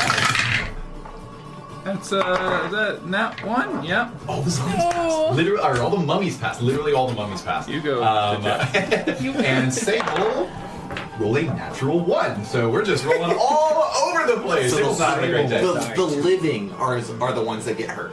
Yes. Oh, I didn't roll Born with disadvantage. Let me do it again. He failed. Okay, great. Well, so him falling over didn't matter. So Borin and Cypress and Sable take max damage, which is 15 slashing damage. I'm still alive. And everyone else takes half of that, which is 7, which I'm going to write down. Oh, never mind. Save our friend. Sable is now looking kind of bad. But that is for you to decide how you want to do it. Still up. The mummies, the lower level mummies seem okay. They've only taken 7 damage total. How much damage do you take? I took 15. Okay, that is back to initiative. Mordecai, you're next. You need a wild shape. Okay, since I we're no can. longer playing If I get a instruments, Mordecai If I get turned has before it goes remembers in like echoes in his mind going, cast weasel smell, weasel, weasel, weasel. He looks up 120 feet away, or like let's say right behind it, right here. Okay.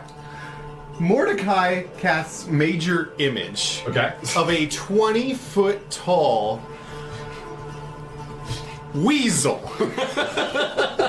Can you explain the justification for a weasel for a second? Because weasels are Snake's natural enemy. Basilisk specifically. Right. So the goal is to get it to go after the major image. Yeah? Yes. Okay. Just to draw Isn't aggro there- until its next move. Isn't there a save for it or something? There's a So language says it's completely real, including sound, smells, and temperature according to the thing It's got the depicted. weasel smell. We primed it earlier. Yes, I give it weasel smell.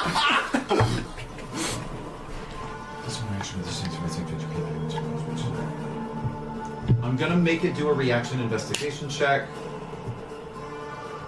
Oh, a creature can use its action to examine it if it is an illusion. So here's your problem. It wants the glaive more than wants to kill a weasel. Could be Right. a threatening weasel. Like a scary weasel. So, Well, it could be up to 20 feet, right? sure, it wants the glaive more than it wants to kill a weasel. Even so if it's 20 feet a weasel? Oh, cool. Then the 3-foot glaive is over here. There we go. That's probably a better call. That's probably a better call. I will have you do like we've done before. Go and give me your spellcasting modifier. So it is literally what your spell attack roll would be. Okay. So charisma plus prof plus your roll. Charisma Okay. modifier plus your proficiency bonus plus your roll. Okay. So Good luck. That's gonna take some math. So he's We'll see how accurate this is, knowing Okay. that you've never held it or really seen it that close. But we'll see. That's a 13 plus 5. Okay. Plus And proficiency, plus- right? Proficiency or charisma? Well, your spellcasting modifier. Your spellcasting Which is already charisma. got Oh. that. So Okay. Oh yeah, if you did a charisma check. Well, then spellcasting modifier 2. Cool. Okay. no wait. Yeah. What? Plus Is it 3 proficiency. spell attack? You said spell attack, right? Yeah, because typically that's your spellcasting modifier plus. Yeah. your So I rolled a 13 and then plus 5. Great. Was there any other thing I No. needed to add into No, that? you got it. No. Okay, cool. That's about right. So instead of making you roll with disadvantage, I'm just kind of making the DC kind of hard because you're recreating a magical item in thin air that you've never touched. Sorry. I will reveal that to your knowledge, it doesn't look like it's distracted it entirely. It seems fully focused on the quarter event your friends are going down. It's a good try, but I can't let you derail an encounter with a single spellcast. Oh, everyone got upset about the giant weasel. I liked the weasel. Well, I was trying to give you a chance. The weasel was going to have no chance. Well, now there goes a major image. Cool. That's not yes and, Nathan. It is. It is. I have certainly let- tried. You can certainly try many times. Were you about to say I have let a lot of things slide in this? I've allowed you to do a lot of fun stuff. Because Well, no, I appreciate it. Yeah, that's D&D. That's the cool spot. I was going for the fun thing. Everyone wanted the real thing. All right, if you wanted the glaive to thematically be a weasel, we could have done that. I but want the it was- glaive to turn into the 20-foot. All right, now it's a weasel. You can turn the glaive into a weasel. you make the glaive. You're like, that doesn't look right. You can turn it into a 20-foot. All right, weasel. yeah, no, for fun. Yeah, Great. if it's already there. Yeah, the 20-foot weasel is 20-foot right there. weasel would be- What in Tempest is that? It's a 20-foot weasel. I'm going to roll. Spot on. I'm going to roll for You got the Boren. weasel smell. Boren looks at it. I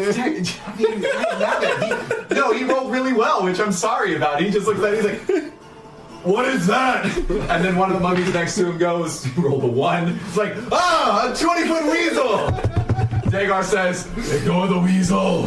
We must leave. Yuri says, you're both idiots. Does Sable react? Sable rolled a natural 1. He's very scared of this weasel. How dare you? Weasels are my mortal enemy. I hate weasels. What's that? Is Sable part snake? Yeah, I mean, he's probably, but sure, why not? He is silver tongued. So, Now we have to make sure that he survives the combat. Okay, cool. So let's go to Tom. You're next. Tom and Callum. Huh. So you are 50 feet away from me. I'm 50 feet into the portal. Okay. So- And I'm like 0.5 feet into the portal. Okay. Yeah, so what I would say is, if you tell me how fast you move, generally speaking, a room is 1 round of movement. So you're in the Sphinx room. You can leave to the next room in 1 round of movement. I don't suppose it would be reasonable for me to, like, use my reaction of my turn to toss it to him if that's what he wanted Yeah. on his turn. Yeah, absolutely. Okay. Yeah. Okay, yeah. Then let's That's actually a pretty common house rule. Okay. let's relay race this thing. Then I will. I've heard what's going on. Doesn't seem like the room to be in. I have kind of pre-committed to not really wanting to be in this fight Yeah, anyway. you begin to hear that the temple is beginning to crumble around you. Yeah, and so I'm getting out of there. Okay. I dash through the room. You dash. Cool. You're in the next room. I will tell you as you walk in there that to possibly your chagrin, the jackal-head statue that was at the end of the T-shaped hallway that is facing the direction of what we call the slow corridor, Yeah. his eyes are glowing red, and it seems to be focused in the direction of the corridor. You can't. Okay. You can't put a shield in front of the eyes. They won't block them. Yeah. Vincent yells from the other room. Shield doesn't work! See, that's the thing is, if I triggered the trap, I just die. Do I have any options better than? You're there and you have an action, but Right. we'll say it takes another round to get through the corridor. We'll see how that goes. Could you throw like a rock or something to see if the trap's actually active? I could. So you're saying that I'm at the start of the corridor. I have an action. I could use that to dash through and trigger the trap or whatever. I could use that to investigate, or I could ready it to Basically, let yeah. it go through. Okay. And how do? I think I'll make an investigation roll. Try to figure out what is going on with the statue. Give it a shot. See if I can piece it together. What is happening? 13. 13. This wasn't very hard because you've already effectively solved this. Yep. Something reactivated these traps.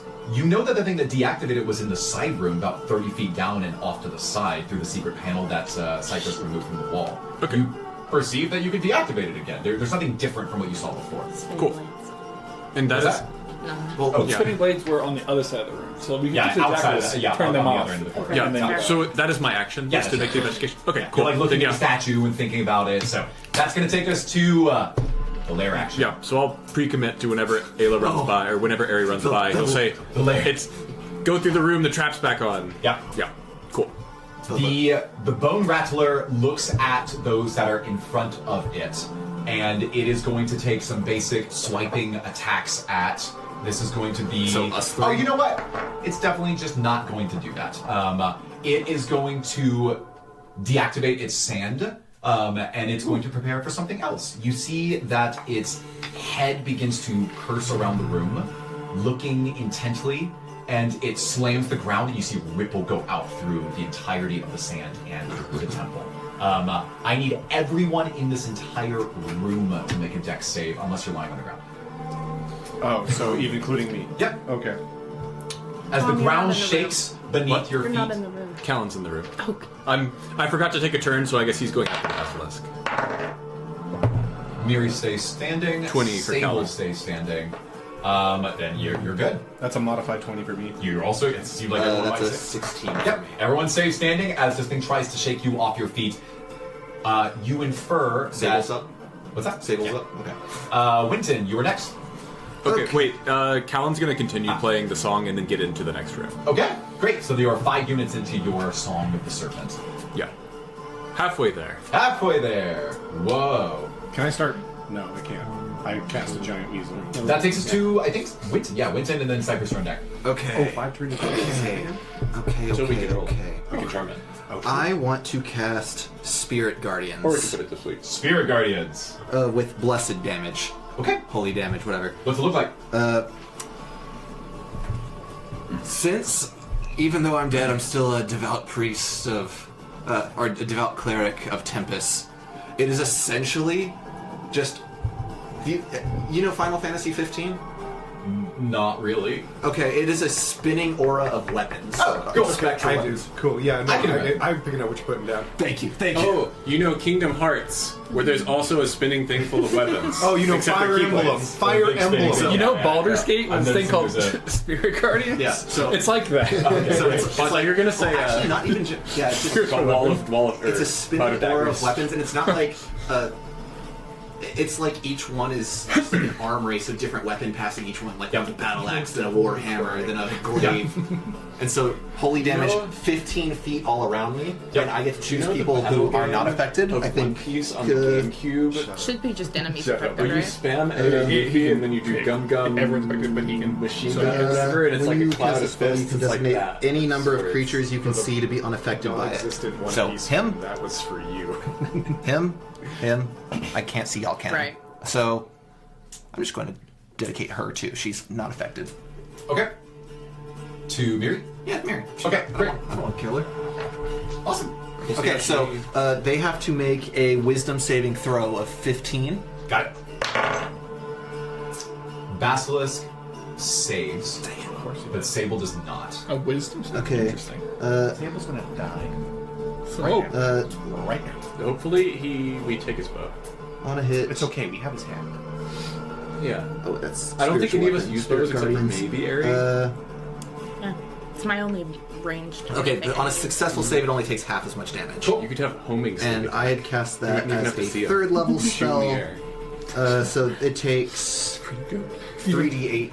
she can be radiant full damage. cover stealth Yeah. Woo! and not break. That's some radiant damage.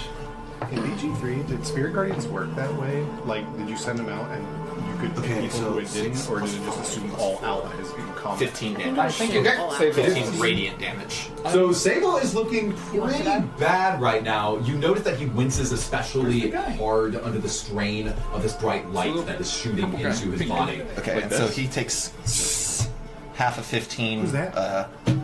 Yep. 7.5, so 8 damage. to the- That is the first 8 damage you've done to the Basilisk this fight. Okay. Then I'm going to turn this way. On you this turn. I'm going to start running. Wait, so, what about snipers? Oh. I'm going to. The sand veil is down, I right? need it. So 5. It's my How- summon. Cypress is going next, correct? Yep. Okay. Help him up, if you can. Weird rule thing. Yeah. I just did an action. Can I do bonus action telekinetic shove to shove him up in my direction, or maybe not even just in my direction, just shove him to get him up? That's cool. Let's do it. Okay, so 5, 10, 15, 20, 25, 30. That's the range. So There you go. The floor is made of a single sand. And you can willingly fail, so I shouldn't do that. I didn't do it. I totally missed him. What's going on? I dropped this, and I was looking for it. Couldn't find it. Anyway, Oh no. Okay. So and then Ayla put it up there to hide it from me. I lift Mordecai up, or not Mordecai. I lift. Why are you everyone? I'm just that guy. I lift Cypress up onto his feet as a bonus action, Right. and I'm going to take an opportunity attack from Sable. Yep. So you notice as you start dashing away that he sees you running. He's furious at you. He's actually going to do an attempted disarm, but he's trying to grab the hat that you put. He's trying to grab my item satchel. Yeah. So roll contested athletics. Athletics. Yeah. Crap. Yeah. Does a 16 work? You win. So you're able to tuck the bag away from him as you run away. Oh, sorry, 18. Yeah, you got it. Okay, So run away. I see him grabbing for it. This is mine now. No! My favorite hat! Ah! A 25 weasel! hat. 35. I jump through the portal. 40. Winton disappears on the other side. No one is right next to the portal, right? You are. Callan's like 5-10 feet into it. Well, oh, yeah. Tom and I are in the next room. Okay, so I jump through. I'm perfectly. Technically, I'm still in that room. I'm actually the wording of Spirit Guardians is no that I can see. So I think it's just when I activate it, anyone else who comes in would be hurt. I mean, I could look at it. Or we could just do that. My enemies. I wouldn't mind that. Like people. Can you designate later? Yeah, can I designate also later? So. Because when you cast the spell specifically, you have to choose when you cast it. Well, I casted it right there to hurt them. Okay. So you two are in danger, but you're deeper in the room. Well, yeah, we're way away. Stop before you hit Callan or Ari or I. And I would know this because I'm the one who cast the spell. So Callan's safe from it. Okay. But now I'm kind of body blocking. I'm body blocking the portal on the other side. Why? Because he ran out of movement. I ran out of movement, but like you're fine to jump through the portal. I'm not like there's room to. Yeah. I'm saying that the Spirit Guardians would hurt Awesome. enemies. Spirit Guardians there. Cypress, you're up next. All right. Now I'm going to cast Conjure Animals. Awesome. Not Yeah, you have it. Conjure Animals is an action. So I'm going to put a giant constrictor snake right there. On top of the back. And don't forget the weasel. It's a giant weasel.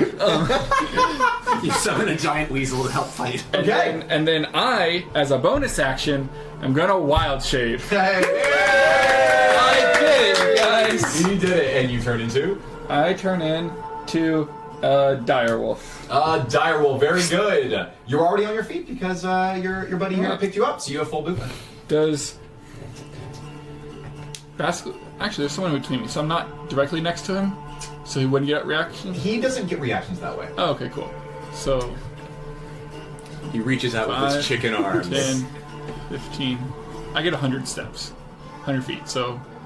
Because Direwolf has 50 Well, no, feet. you use your action to wild shape. Yeah, but Direwolf has 50 feet of movement. Right, so how are you dashing? I'm not dashing. I get... Or You said 100. You said 10... Do the math for me. What? How many squares is that? 50 feet I get is 10 squares, is what I meant to say. squares. Yeah, I got it. 10 hexes. 1, 2, 3, 4, 5, 6, 7, 8, 9, Stop. 10. I'm not through yet. We're out of the sand. We're all safe now. Wait, could you have picked me up and put me on your back? I realized that I am the Not really. No. That's a whole different, homebrew system. Let me ride a wolf. Does my snake get to act now, or is it... Do it. All right, so it's Still going in the air. I'm gonna to recall it as soon as I get the chance to get back home. constrict. Okay, Hopefully everything is aggro. So it's a +6 to hit. got it. It just worth mentioning that gargantuan creatures just can't be restrained. Well, never mind. So you can do the damage, but it's not gonna like a tiny snake is not going to wrap itself around a gigantic snake. I mean, if you're gonna do it, just do the damage. Yeah, just do the damage. Or bite. You can bite. Have it slither up Yeah, to figure its out. face and start biting. Well, if I'm trying to figure out if I want to do constrictor snake then, or Have something to grab the gem. Or a weasel. giant Well, let a weasel grab the gem. While you figure that out, Yeah. you're making it. Are you? Because I might just move on. and You can come back to it. If it's not going to constrict, then maybe I will do... Tree. No, we'll stay with it. I'll just do a bite. Just kind of. Come on, Okay. we gotta go. Which is still +6 to hit. Do it. 15, 21. 21 does not hit. Saving throws are the way to go, baby. Let's assume a 22 Cool. at least. All right. In that case, I should have taken the glaive and made a spell. Yeah. That's It gets one attack. Your snake dutifully tries. It's giant to us, but it looks so tiny compared to this giant constrictor. It takes a little bite. And its teeth can't get through the bony exterior of this creature. It is a very tough snake. So I dealt constrictor damage teeth to are it. made for holding, not for biting. So Yeah, 8 damage is more than 0. Did it look like it took more damage from the radiance? You inferred that it was extra damaged by the... Yes, you did. Yeah. Okay, cool. It was extra angry at your radiant spell. So I pissed it off and then jumped into a portal. Awesome. So that's going to be the mummies. So on the mummy's turn, let's start with Boren. He's going to stand up. He doesn't have much movement. he is going to literally disengage, and he's going to start dashing in this direction. Yeah. He's going to go there. Mummies are going to follow him. They're going to take the disengage action and go this way, so they're not getting too far. Yay. Well, these two are. We did it, These team. guys are moving We forward. saved the mummies. As I was running out, could I have said, follow Miri? Except Miri for some reason. Miri. I want her to follow us. You are telling why? Mary to follow you. Yes, as I did not damage her as she was in my radiant area. I'm not sure if she would immediately infer that from the way you cast the spell, but I am going. I mean, I won't let you do a persuasion roll. She has heard you say this. She is looking at you with an expression that denotes that she is single-mindedly pursuing the glaive. So she did. Speaking of, let's have her take her turn. Wait, sorry. Yeah. So Boren is heading out the other exit, but Miri's following us. Yeah. Okay, cool. Yeah. So as I'm showing here, Miri is going to move dash, and she's going to be on the other side of the room. So we're gonna start resolving things in the temple after we figure out if there's anything else to do in this room. You infer that. Let's mark this with a simple demarcation here. So everyone that's out of the room, can I have you here? Just so that everyone who's technically I'm the in only one Voldemort- that's still in. No. And Mordecai. I'm right behind you. I'm in that And puddle. is he in? Okay. Yeah. I was he's out. Yeah. Cool. And Ben is Tom is the farthest out of everyone. Correct. But So literally, all of you are in this room, and she is dashing past you. I was saying with the width of this corridor here, she's able to get past the two of you. We're going to talk about the way that the rest of the temple works without using a map. Because I'm having her do her dash action, that technically means that anyone not named Tom on the other side that still has a reaction. So Aerie does not can still take an attack of opportunity. I thought you would get a sneak on attack because her. you were hiding. Can I essentially forego the attack of opportunity to try to convince her to help us? Sure. Okay. Make that persuasion roll now, and Aerie, you're next. Yeah. I'm just. I'm not charismatic. I rolled a modified 1. Okay, good.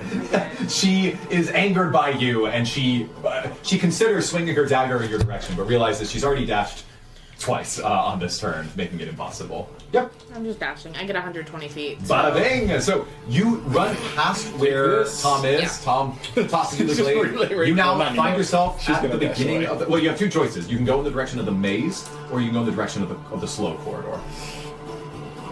You're at the T intersection. Aren't we at would go- she's at the very back end of the slow corridor, so we have to make our way. Well, but she could ignore She could that go and in go different into the maze. Because Yeah. we didn't go to that room. I don't know how to navigate the maze. There's no way I would figure that out, and I don't want to be alone in the maze. So I'll do the slow corridor. You start dashing into the slow corridor, and you hear a voice in the back of your Yeah. mind. It reads, "Leave." I'm working on that. Yeah, I thought we turned that off. Yeah, you did. Someone turned it back on. Give me a wisdom save. Wait, I thought we turned off the knives, but we didn't turn off the fear. No, But then the- she we became turned off immune the to it slow- because she failed it. And the fear was. She's just still- no longer immune to it. The mechanic Yeah. is you grow accustomed to it temporarily. Okay. I mean, Well, that's wait, fine. if I'm you're just trying making to sure that fear, you're we're. going Is that the fear right way. save? 3. Cool. So at this point, you don't get a choice as to how fast you're running. You were going to run full speed, which I imagine you might have been doing anyways. Correct. Aerie. Yeah. So, Tom, you see as Aerie grabs this glaive, she starts running by you, and her feet shake. You hear her out loud say, "I'm working on it," and starts sprinting into the crushing corridor, and you feel a wave hit your body. You start to try to wrestle against it, moving your legs as quickly as possible through it, and to your horror, and certainly yours, although you were already afraid, Aerie, the walls come crashing in on you. Now, Dex. in D&D, you don't just like die because you get pancaked. It's just crushing damage, and it's a lot of damage, and there is no save. As long as you're stuck in the slow spell, well, sorry, let me clarify. You will make the save, but with disadvantage. So give me a dexterity save with disadvantage. I'm in real danger of dying, fully dying here. Oh, Yep. You have the number of interest is 22. Not one. Ooh, well, we don't like double damage on a crit fail, thankfully. But as she has this glaive in her possession and she is attempting to sprint away, you see the walls boom, close in around her. And I won't describe in great detail, but let's just suit to say this was very, very bad for her as her body slumps and hits the ground. If you're wondering if your character is like DEAD dead, I'm not doing that to you. It was scripted as 20 bludgeoning damage. Or That is piercing not damage. enough to kill me. Um, I am fully down though, definitely. Yeah, and thankfully the way D&D works is it doesn't hurt you that much in the grand scheme You of take things. 1 damage. Yeah. We'll roll for your scar later, where that only resolves after an encounter is fully over. It'll be a fun one. You are now have a thickness of 2 millimeters. This was something I did not apply to Tom. I'm so sorry. We need to apply this to everyone going forward. If you are downed at any point until your next long rest, you have -1 to literally every roll. It is a homebrewed, very popular exhaustion mechanic. So instead of the way that 5e does exhaustion, it's literally just if you go down, you lose 1. Does And that if you go down include again, death you lose 2. saves? What's that? Does that include death It saves? does, yeah, on literally every roll. But only when she gets back up, or like No, now. No, Oh. now. Yeah, effective now. So sorry, Tom, I did not enforce that. So you got a freebie. How could you? I wish that I did worse on all of my rolls all day. So. Okay, cool. So that's going to mean that we. So Ari unfortunately fails to save, crushed in the trap, down in the hallway, but right at the very edge of it. Thankfully, she stopped moving, so the trap is presumably not going to crush her again. That's going to take us back to the top of initiative. Anything else? Did you roll your persuasion check? Oh yeah, I told you modified 1. Oh yeah, she not interested. At the top of the round, the legendary action. You see as this basilisk screeches, and one thing it was charging up as it ceased its sandstorm from earlier is it is sending a massive spike of energy through the temple. The ground begins to shake, sand begins to spill, and a crack forms in the center of the room. And it's preparing to burrow deep to go through the temple in search of its lost artifacts. We are going to mark this on the map for everyone, but as the sand parts and it burrows down, it's going to make a gigantic cavern this wide and stretching the entire Sable falls. Yeah, the entire length of the room. I need Mordecai and Sable to both make a dexterity saving throw to avoid falling in. I'll roll this in front of the table. Mordecai does not seem to have liked his roll. You disadvantage, advantage, nothing. That's flat. Yeah. That's a natural 1. Oh no. Hey, maybe you and Sable can go down together. Sable has +4 to dex. That's a 2 that I rolled for a 6 total. As the ground parts and it begins burrowing underneath, it goes down 30 feet. So as it's now going, the sand begins to sift in around you, and it sucks you in like a sudden whirlpool. Should I roll for snake as well? Sure, yes. Everyone gets to see my technically, yes. death. I am grabbing only, I am What does pulling snake my. have? So, Only Cypress. You said dex roll? Dex save, yeah. We're all on the other side of the port. So that is 30 feet of falling damage in the sand, which is 5. That's a 13. What's that? 13. 13 is enough to save, yes. Let's go. Which is So 5 what? it is 66 of bludgeoning damage as you fall. 66? Would you mind if I rolled it for both of you together? No. That's not. No. I may. What's your Don't what? roll, I'll Do you want me to roll it for both of you question is together? why would What do you mean? You and Sable take the same how much damage? did the snake do? Or do you want to roll it yourself? I'm going to roll it myself. All right, you roll it yourself. I mean, we'll very, see who very does better. druid. Save yourself. 6d6, you said, right? 66, yeah, for a maximum of 36 bludgeoning damage. That's 18 minus the 8 I had, which is 33. So do that math. 33 minus 18 is 15? I have 15 HP left. 15? Man. Oh my much HP. god! Did he take all 6s? He took Bye. 29 bludgeoning damage. He dove headfirst for the hat. He's like, my hat! This is crazy. He's literally on, like, he's very close to death right now. Wait, that didn't kill him? I thought he had 4 HP left. I didn't tell you how much HP he had left. Oh my, how much HP left? I had 4 at some point. Yeah, Justin had 4 HP left. You think see, they had as he 4, dives wasn't that a wolf forward, anymore? and as he is falling down, you hear Mordecai. You hear him begin to utter a prayer in an otherworldly language. We're going to keep moving. That takes us to it takes us to Sable's turn. Great, convenience. Mordecai, give me a perception check as you're writhing in pain at the bottom of the sand pit. I didn't even finish the Basilisk's turn. It moves forward and is completely out of the room. Everyone in the Sphinx room, you hear it rumbling underneath your feet. You are certain that the moment it gets underneath the current position of the glaive, it will rise up to take it itself. Which is Cool. on my body, So right? soon we're going to leave this room and actually go back to the temple map to track the remainder of your escape. But we need to resolve Mordecai and Sable. What's your perception? Oh, +3. Or no, roll it. Yeah, Okay, yeah. Sorry. All right. Hey, good. Is slow the same thing as being restrained? Like, does No. it affect? I don't go for it. Okay. 17 +3, that's a 30. 20? 30-20. Here's what you see. He begins whispering in effectively tongues. And you see that a bright black beam shoots, not in a straight upward direction, but it seems to sift in from one of the corridors he came from, and it grabs him by the neck and begins to pull him upward from his flesh. You see, like an exorcist moment where he's being picked up out of the pit, and as he is restoring himself, you see that there's this blood that is entirely black shooting directly through the black arm that's reaching for him, and seems to be pumping directly into his jugular, down into his veins. He feels to be breathing this in like it's giving him a second wind, and he lifts himself out of the pit, gets placed on the ground, and he is going to take all of his actions to fully, he's going to leave his rapier behind, he's going to leave his hat behind, he's going to dash from here, this is where he gets dropped off. 1, 2, 3, 4, 5, 6, 7, 8, 9, 10. And I think that's it. He walks by the weasel, he says, I hate that thing! Cool.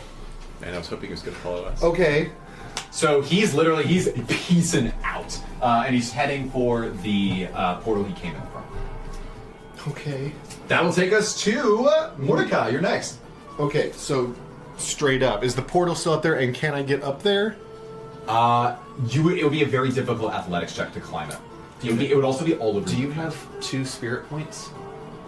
I don't think I have any. One thing that's worth mentioning is that at the start, it's filling with sand so quickly that at the start of next round, it'll actually be completely full. So you will be able to just climb out, but 6 seconds from now. 6 seconds. Can I use my On your next Around. turn. Yeah. Can I use gotta my wait a whole can he hold his action and my snake give him the help action somehow? For at the start of beginning of his next turn, basically. No, for this turn. Oh, for on Cypress's turn. Yes, Yeah. you can do that. Okay, so what? Explain that. So I'll tell my snake to help you out. Build a road. Build a bridge. So you hold your action until it's his turn. Yeah. Yeah, and then on my turn, the snake will help you out of the hole. And so So you still get an action next round. yeah, you This essentially round. you essentially just postpone your turn until You're kind of doing this. Oh, postpone until I do the same thing as him. Until Okay. Cypress's Cobra can help you. Instructor can help you. Or you could follow the snake. Define difficult. Acrobatics. Or athletics. 18? You said athletics or acrobatics? Athletics. Oh, yeah, never mind. Oh, we'll hold. Okay, cool. If there's nothing I really do here, I will hold. You can you can run in the direction of where the snakes are. The basilisk. Well, where the You can follow where it's burrowing. You want to just sprint? Is it it's sand. It's not making a clear hole secret tunnel. It is the sand is following. Yeah. I'm not gonna follow that thing. You're crazy. I'm just giving you options. I don't care about This that is the option. yes and table. You're already gonna take away Airy from me. Don't take away my son. taking Aries from me. No. Okay. Yeah, Tom. I will you're right. hold and wait until Cypress's turn. We've got some stuff happening in this room. We're almost completely out of this room. I'd say next round we take this off the table and go back to the map. But Tom, you are at the beginning of the slow corridor. Maze is on your left. Aries unconscious in front of you. Right, and so the area that is slow is also the crushing? Crushing. Yeah. how long would it take him to get to the turn off area? Turn off to what is it? The basilisk? No, the trap. Turn off the trap. 1 round basically. It's 30 feet. So if you just go, cool. You don't trust your wisdom? I'm trying to think of a way to do this that doesn't kill Ari. I shouldn't be crushed again.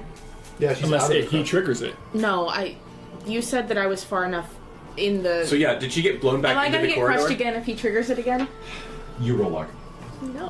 Which direction did your body fall? 19. Backwards. Okay. Okay.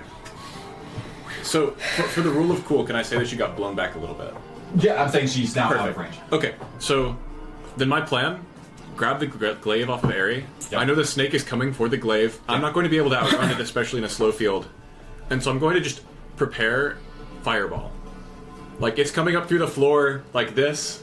Cast fireball in the middle of its mouth, and then hopefully I can fall backwards and only get a glancing blow out of it, give it the glaive and also give it 1,000,000 points of damage. Are you trying to? Because it'll be in the slow field, so it'll be slower than. So baiting it into Yeah, but you said this jumping back there. Are you trying to like propulsion exhaust yourself backwards into the slow corridor? No, out of the slow. No, I'm trying to. You're baiting it into the corridor. Right. I think it's going to get the glaive, and one way I die when it gets the glaive, and the other way maybe I can do some damage on the way, and it's in the slow, so maybe that does something for us. Let's have you prepare that. I will just tell you that in a round it will be past the Sphinx room, and one round after that it will be on your current location. So if you choose to move, then it puts you one round further ahead of it. You're basically 2 rounds ahead of it, basically. That's where you are. Okay. 2 rounds ahead of it. So you have 1 round off. I can spend a round disabling the trap, and then a round hopefully passing the fear, and then... Those can be together. Sure.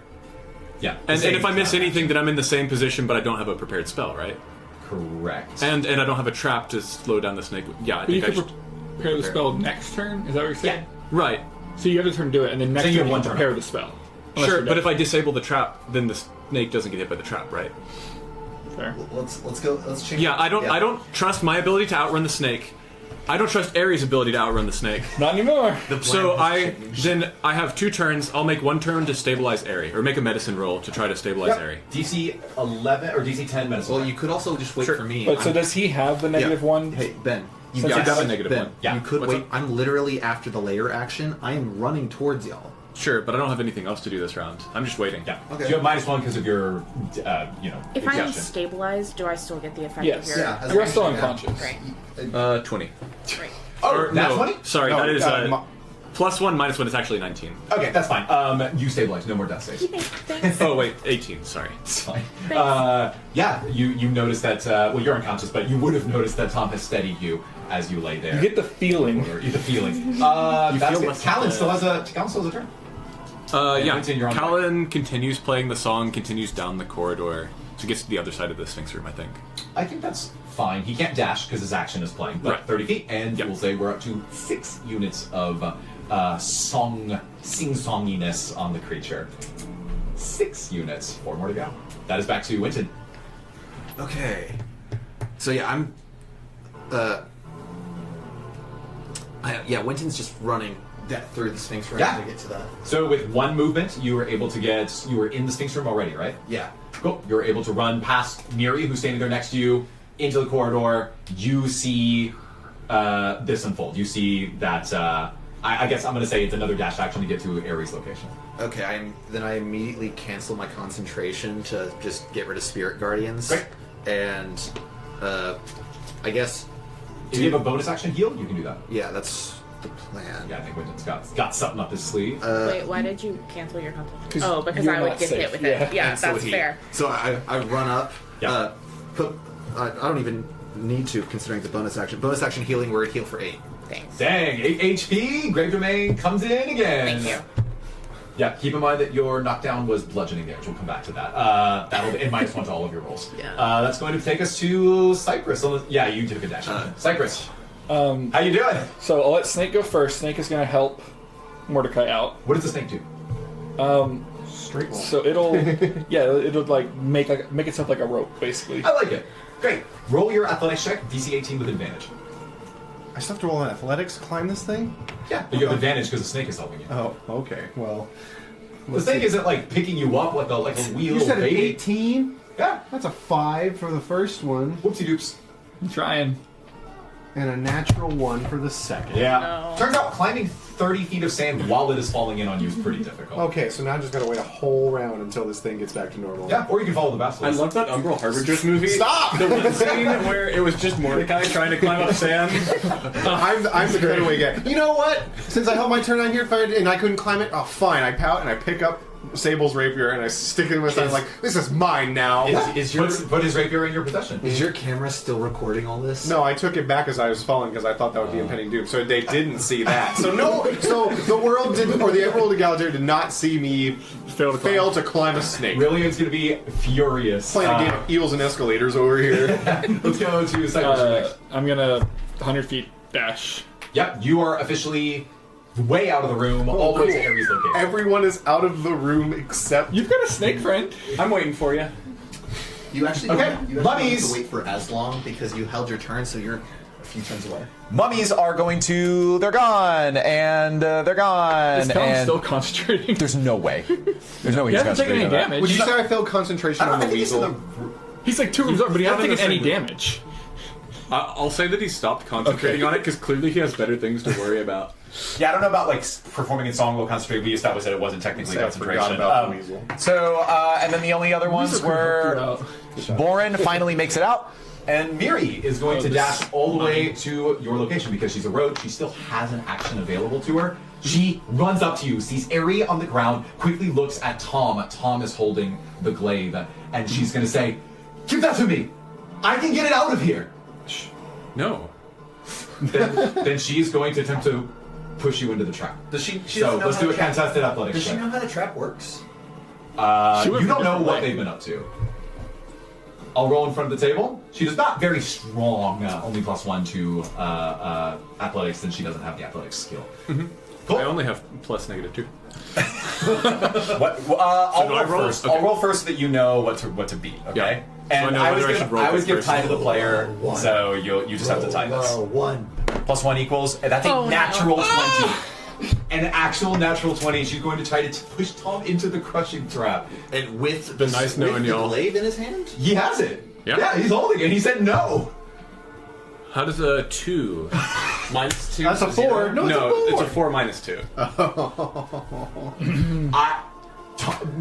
Mordecai, Winton. Winton, you just stabilize Ari, and your eyes look up, and while this is happening, you see as Miri dashes in, demands the glaive, and when Tom refuses, she pushes him directly into the trap. And this slow spell comes over you as you're falling backwards, glaive in your hand. I'll give you, for the cost of a reaction, do you want to keep the glaive or throw the glaive as you are falling? Because in a way, Yeah, I time would- slows down. Where's the Right, yeah. glaive again? It's the shiny spirit. thing. No, the weapon, the description. Oh, this. Doesn't it double healing as well? It can, once per If long you rest. AoE. So this effect is once per long rest. It's very powerful, but can only be used once per long rest. Yeah. And it has to be attuned to a caster. Now, I'm going to let you use it once if it is relevant. Yeah, I think at this point, my plan's done. Throw it back to Ari. Who just got it? Ari who just woke up. Yep. Yeah. Because fastest of you know us, who's yeah. faster than their rogue? Our rogue. You are lying on the ground. I want you to roll sleight of hand with disadvantage. Can I give her the help action? Just, No. Okay. Because you've already used Can it. I use my 2 in athletics to make a really good throw? So it just lands on her. Somehow the second one was worse. It's a 12. Ooh, yeah. You see as the glaive flies through the air, and Ari wakes up, having been dead, sees it, instantly identifies who needs to catch it, reaches up, and it goes past her. It clang, clang, clang, lands on the ground in front of the jackal statue at the intersection between the hallways. I think my That's turn's the end. next. That is the end. That is the end of Miri's turn. She has no more movement, so it is roughly 5 to 10 feet behind all of you. Tom, fall backward in the trap. 20 bludgeoning damage. I have -13 health. So that's going to knock you out. Yeah. So you have -2 to all rolls here on out, and roll luck to see where your body ended up. 18. You fall backwards as well. Somehow you fall back, get hit, and then just sort of like you bounce off. You stick to the wall of the trap, it pulls you back, and then you flop out. Yeah. Does he still have to do fear when he entered the thing? He didn't have a choice. He didn't really try. I was real. I could roll for it and see if I'm scared as I In the die. 1 second that you're still conscious? Yeah. Sure, dude. My What's only the roll? thought of Oh, if becoming it immune to matters it? is yeah. That's if so we funny. become You immune want to it. lose this, yeah, Yeah. mechanically speaking. Yeah, what's the roll? It's wisdom save. Wisdom save? So let's see. Oh, I don't have the -2 yet. Yeah, you -1. You have a -1. -1. So 7. you fail. Scared. You're like, Yeah. You're in the middle of falling. You enter the slow spell. You throw the glaive. You're like, I have to get out. And then you go unconscious. Oh my gosh. I'm beginning to think I should have disabled the trap. So, wow. Oh my gosh. So much happened. That was just Mummy's That turn. was Ari, my you're next. so it's I'm So picking. you're up laying on the glaive. ground. You're up. Yeah. Yep. You have half movement. You want to pick up the. You want to pick up the glaive? Yeah. You can go do it. Do it. Yeah. You won't. Yeah. That's my plan. Whoa. I'm gonna pick up the glaive, and then I am going to go the slow amount 30 feet into the Yeah. trap to disable it. So, Miri has not used a reaction yet, and she will try to stab you. Push her into the trap. Ooh. What side is Miri? What else She's can I basically in do between here? you. She pushed Tom, so she's in between Ari and the glaive. Okay. You're lucky I didn't roll for her to just like intercept it in the air. That's what I thought was going to happen. I'm tempted to roll it now, but it's too late. It's already happened. I don't feel like I have another option. Okay. Things are a little I guess- dire for the team here. A little more yeah. perilous here in the Temple of Yom Kippur. I guess I let her take an attack on me. So you're not going to use like a disengage or Oh, like a... no. Duh. Wait, but if you don't use a disengage, she's going to... I guess she'll catch up to you next round regardless, because you have to use the 10 feet of movement to go back to get it. Correct. Okay. And she's got to turn off slow, So- which will let her get there faster. Well, if she turns off the slow, then she'd have to go down the side and use an action, and so she would lose like 50 feet worth of movement. Yeah, we'll say a round basically. Yeah, Oh, so I'm yeah, you can just go feeling through like without I turning off the don't slow. turn off the slow. Yeah. Yeah. So I'm gonna disengage as a bonus action. Did it? Use a dash as Yep. my main action. Yep, she tries to but swipe at you, but you're Go uncomfortable. slow So through the slow she, trap. you disengage, run past her, grab it, run past her again, enter the slow, fight back the fear because you're basically immune to it temporarily. You're going to now slowly walk into the corridor. I have 40 feet of movement on that, or Ice I in guess her 80 feet of veins. movement on that dash. We'll say you're halfway through. Even slow. 80 feet? Okay. Yeah. All right. Well, because you spent roughly 20 of it, getting Okay, it, coming that's back, fair. and you actually had to stand up, which would have Yeah, been that's half fair. of your movement. That's fair. Half of your base movement. So we'll say halfway through the corridor is fair, and that takes us to, wow, top of the round. You hear as the towers begin to tumble. This is only relevant for Mordecai. Sorry, Mordecai. The towers begin to crack and fall. Boom! Boom! Go ahead and match this the pattern here on the other side. These are 30-foot tall, massive width columns that are now blocking your view. They shower sand in all directions as it begins to spill in. Mordecai, the sand is now filling up to the point where it's only about a 3 to 4 foot gap. You can now step out as though you were on level land. Okay, we're leaving. We're getting out of here. Let's go. Okay. Yeah. But before you do that, Sable goes, and he's gone. Just Yeah. take him off the map entirely. He's probably not going to be an Okay, issue. so is it my turn? It's your turn. Okay, Yeah. so I've But is let- it possible we Yeah, that meet is up the, with him again? Yeah, that is in the opposite of how I the- read that. I thought he was about to be an issue for us once we walked into that one room. Yeah, the ghost I- room. The Banshee room is where he Yeah. saw him. I know where he is. You do not. I'll share this with you, just not for fun. The dungeon had multiple ways to get to this room. He took a different way. He found a secret wall that y'all actually didn't find in the third. In the Banshee room. right? So he is probably going to take that back, but that might intersect at a certain time. I'm tracking him on my map. Okay. On this map. It's a big Okay, so I was pretty close to the portal, so I go out, and then I'm out, and now I'm in the Sphinx room. So all of us are gone. So Is we can here. take out the map off this bit now. Well, I think we're good. Yeah. on my turn, Snake will also follow. Also, I let the snake crawl around me. I was like, wow, I what appreciate a your help. wild throne room for Yom Kippur. You see the remains of his true sarcophagus completely destroyed underneath where the basilisk once slept. And we are going to take us back to the map. Talon should have gone on your turn. You know, you Spaghetti. sang, Okay. yeah, you whistled, you fluted. Yep, we're no longer 2 flute concentrating. rounds away from having our pet basilisk. Okay, so at this point, let's not just that that separate them helps into me. groups. We're gonna have Miri with Ari, Tom, Winton, and Callan, I believe. You said I got there too. Oh, okay, cool, great. And The only Mordecai should be just one unit behind them, and that's roughly the location of the basilisk. And Ari So who's has that? the Or glaive. what is That's it? the snake. Okay, cool. The snake. So- who's with me? like this. No, the snake. that's right. This is a with the basilisk. You're not together, but you're one. I'm just using simple units of spacing. Tom. Great, thanks. You're right. Because you're pancaked? Is that what Ben's doing? Yeah, great. Ben replaces his mini with a piece of paper And with his Ari name written on it. has Yeah. the glaive. And she's actually. Woo, a lot going on, but I want to That's see true, this yeah. escape underway. So at this point, we are on Sable's turn. He just went. Mordecai and Tom. Tom, you and Callan are going.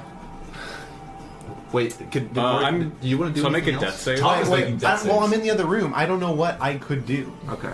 Like, so, yeah. 5 does not do it. That is 1 failure. 2 more failures or a natural 1 on a roll, not 1 mod 1 because of your -2, and you will be permanently dead. So that's had Revivify. Callan still has a turn though, so if you want to try him, Yeah, I think Callan, hold to the plan, keep playing the song. Hopefully, Mordecai will. So just to clarify, you're not having him do like a medicine check on you. No, we have like an actual healer. Respect. Yeah, Callan. I can see a world where other players would do that, but no, I think Ben's sticking to the plan. Yeah. There's no reason to Oh. turn off the trap. Yeah. No. Just keep Okay. it out of it. Yep. That is 7 units of the Song of the Serpent. I moved it. Winton, you're next. Okay. What did you Has say? Airy turned off the trap? No, I didn't. Okay. Don't turn off the. Oh, I guess I can't say that. You are a pancake. I want to. Is Ben like, or is Tom right next to me because he fell towards? I put my hand on you. I immediately cast 2nd level Cure Wounds. You heal for 20 hit points. And that's 2 more levels of healing for your, Hey, your good, one, yeah, scar. good stuff, yeah. For your migraines. 2. Except this one's crushed, right? Different from psychic. Well, so he still has the No, migraine we're just damage, saying he gets yeah. Okay. and he'll get more. Yeah. 4. Clutch healing. Okay, cool. Yeah, 20, and then You're not a pancake anymore. that bonus action. Physical effect. Bonus action. Shove Miri away from the trap. What? Why are you saving her? She. I guess Ayla I did. don't. I don't want it to I go don't off, want Ayla yeah. to He's playing, he's body blocking for Miri. Yeah. Yeah. She's not super strong, but let's do it. 15. You versus me. No, You roll a 15? No, it's a save. You have to make a save of 15 for She strength. rolled mod 20.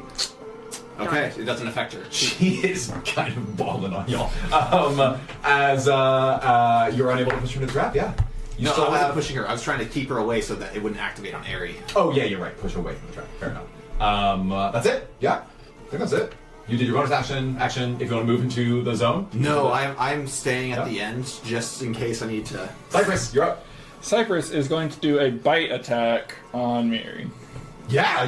Good. You Good. are Kill rolling her. up. Go ahead and make that attack roll. Yeah, I don't really want to plus save her 5. anymore. I'm starting to think that she might not be on our 7 side. plus 5. 12. No. No. So what? You fake a bite or you miss the bite? So wait, okay, if does so it has effective. They do a save so knock prone. Is that only on hit? Yes. Okay. I'm almost positive. That sounds like a thing that would happen on hit. Oh wait, no. Pack tactics. Wolf has advantage on attack rolls if at least one of the allies Let's within 5 feet. go! Which then with Winton alone is... I'm within 5 feet. Tom's right. 17. Ooh. She is going grab her to... Has let me see 20. if Rip her leg off. That's most of my hit Rip points. her leg off. That's more hit points than I've had in hours. I have uncanny dodge. Yeah. Do have uncanny dodge. Yeah. That wouldn't have helped you Because you against have the one hit wall, point. Okay, that makes me feel better. but it would have helped you against whatever got you Wait, down that'd to be 1. so cool if you Yeah, just dropped to roll the for floor damage. and dodged Let's the... go. All right, so it's a Chris Angel DC 13 mind strength freak, save yeah. or knocked prone. Got it? 2d6. How many HP does Ayla have? She fails her strength save. 8 right He now. is knocked prone. You knock her prone right on the ground. Away from the. And away from the trap, I guess, and away Yeah. from Her Aerie. scar. She'll become Flat Stanley. Fear of walls. Again? 4, 5, Flatter 6, Stanley. 7. 7 damage. Cool. Claustrophobia. No longer Actually, though. believes the Earth is flat. Very good.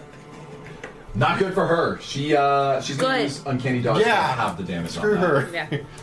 All right. All right. So after Do I want to move? That's oh. No, I kind of just want to, like, for my movement, can I instead just kind of, like, step on her so she doesn't get back up? No, I mean for flavor, yes. But Okay, for flavor. cool. You're in between her and Aerie. Is I'll do the, that. It's a good is turn. the hallway narrow enough that you could just stand in the way? I am Yeah, a we said it was single file. I am It's a- definitely yeah. single. All three, large beast. All 3 of us are between Miri and Airy. I see. Yep. Why didn't y'all get in the way earlier? You let her I'm just run still up and not- murder. I guess canonically you were just letting her go too. Yeah, that's fair. Yep. Cool. Anything else? Sad face.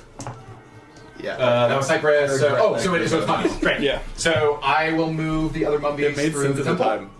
Boren is leading the other mummies, including only 3 other mummies because Dagar and 1 other unit are they seem to be out, not willing to pursue. So 4 of them total are headed in your direction, but in a different path. And now it's time for the one that matters, Miri. She is going to stand up, and Got her. you're probably thinking Wait, you're. do I get a reaction because she stood up within 5 feet? Oh, man, is that how It's an opportunity attack. I'm attacks work? pretty sure. I think that's how opportunity attacks. Yeah, I think you get one for. Yeah, because you're stepping on her. Basically. She gets up, you just bite her neck. Say no. Bad elf. No.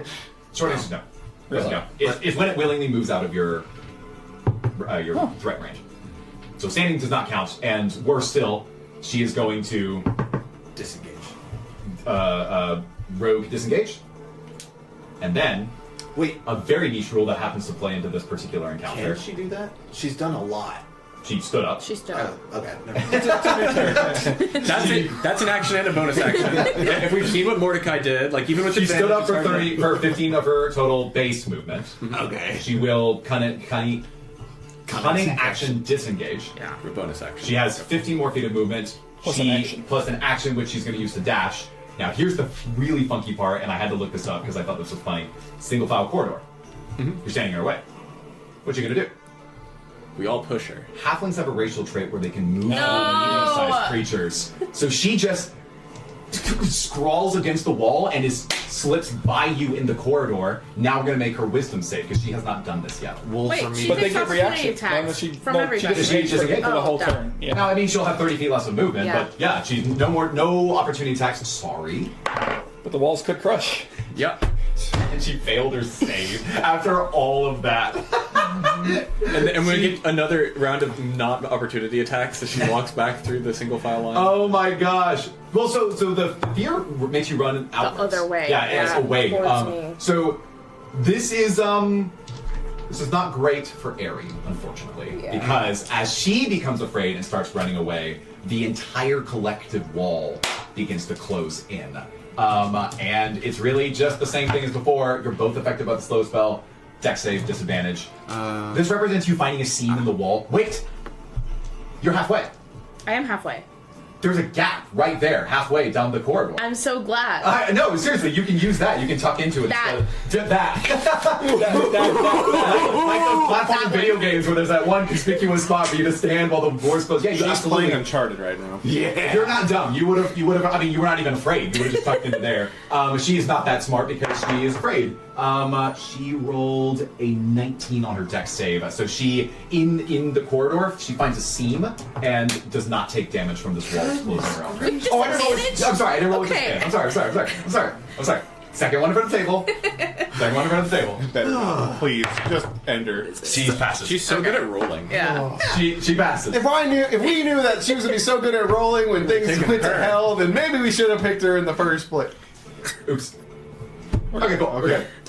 Wow. Fury is doing everything in her power. Yeah, she takes no damage from this, and she's now in the corridor in front of all of you except for Aerie. That takes us to Aerie. My turn. I am telling Queen Seraph. I'm gonna. I'm sorry. Yeah, I'm gonna try to make it the rest of the way out. Yeah, you can do it for free. You just go slow. Awesome. How make much it through. movement was that? So you have 90 speed. We'll say it I- costs 60 because of the slow. Okay, so I have to use a 30. dash. So you have. Does that mean you have an action I left? have an action left. So you can throw a rock back in and trigger the trap again? Yikes. I have a bag of ball bearings. That Ooh. I'm not even sure if it's good, but it is funny. Yeah, just throw one. The alternative is getting further away from the snake that will definitely kill you. Yeah, I think that's what I want to do. Yeah, sorry guys. I'm gonna dash ahead. Great. I think that was the right call because, as I established, the snake was one Right, unit yeah. behind you, and so we're going to say that's the end of the round. Top of the initiative. Here comes the basilisk. It is now everyone not named Aerie. You hear it come under. It basically rolls underneath you. You feel the sand begin to give way. You would infer that one round from now, the floor will cave out from beneath you.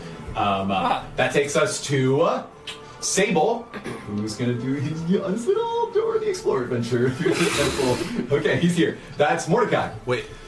Honestly, everyone has the same initiative unless I say so. So Mordecai, Tom, Winston, you're all together. Okay, somebody pull the lever. Can we even make it through this corridor I will go. I have. in one turn? Okay. Short answer, no. Not without doing some cheeky stuff. Oh wait, I can't. I'm a wolf. Okay, Not a me. it's been a hot minute. Mordecai walks into the room, Great. turns the corner. He sees a dire wolf, Airy, Badly injured. badly injured. Tom, badly injured. Wait, no, you've been healed. You're Yeah, but he's got some scars. I've got a wall-shaped imprint on my everything. But where are you in the room? He's at the entrance standing with at me, the like entrance. kneeling Yeah. over. Okay, I walk as a role player, and I walk in the room.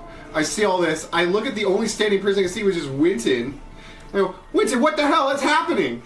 Everyone's dying, and I'm trying so hard to make them stop. What would help me help you? If you can get rid of that stupid undead halfling. You see her peeled against the wall, just in between two spikes, waiting for it to open up so she can dash. If it helps, She looks terrified. If it helps, she just tried to kill Airy. Okay, if I fired... Tom thinks that this is revisionist history. Hey, so if I use my ring of scorching ray I got a couple of days ago on her, what do you... Winton, I'm asking for your advice, and please help me right now. Do you think that would be a good call? Whatever it is, it's gotta be fast. Okay, Winston, Tom, and Mordecai, and Okay, Callan are all based going right on my inspect that I cast last session on Okay. the statue, would I be able to tell if light traveling through it would activate the trap? Or fire. A ray.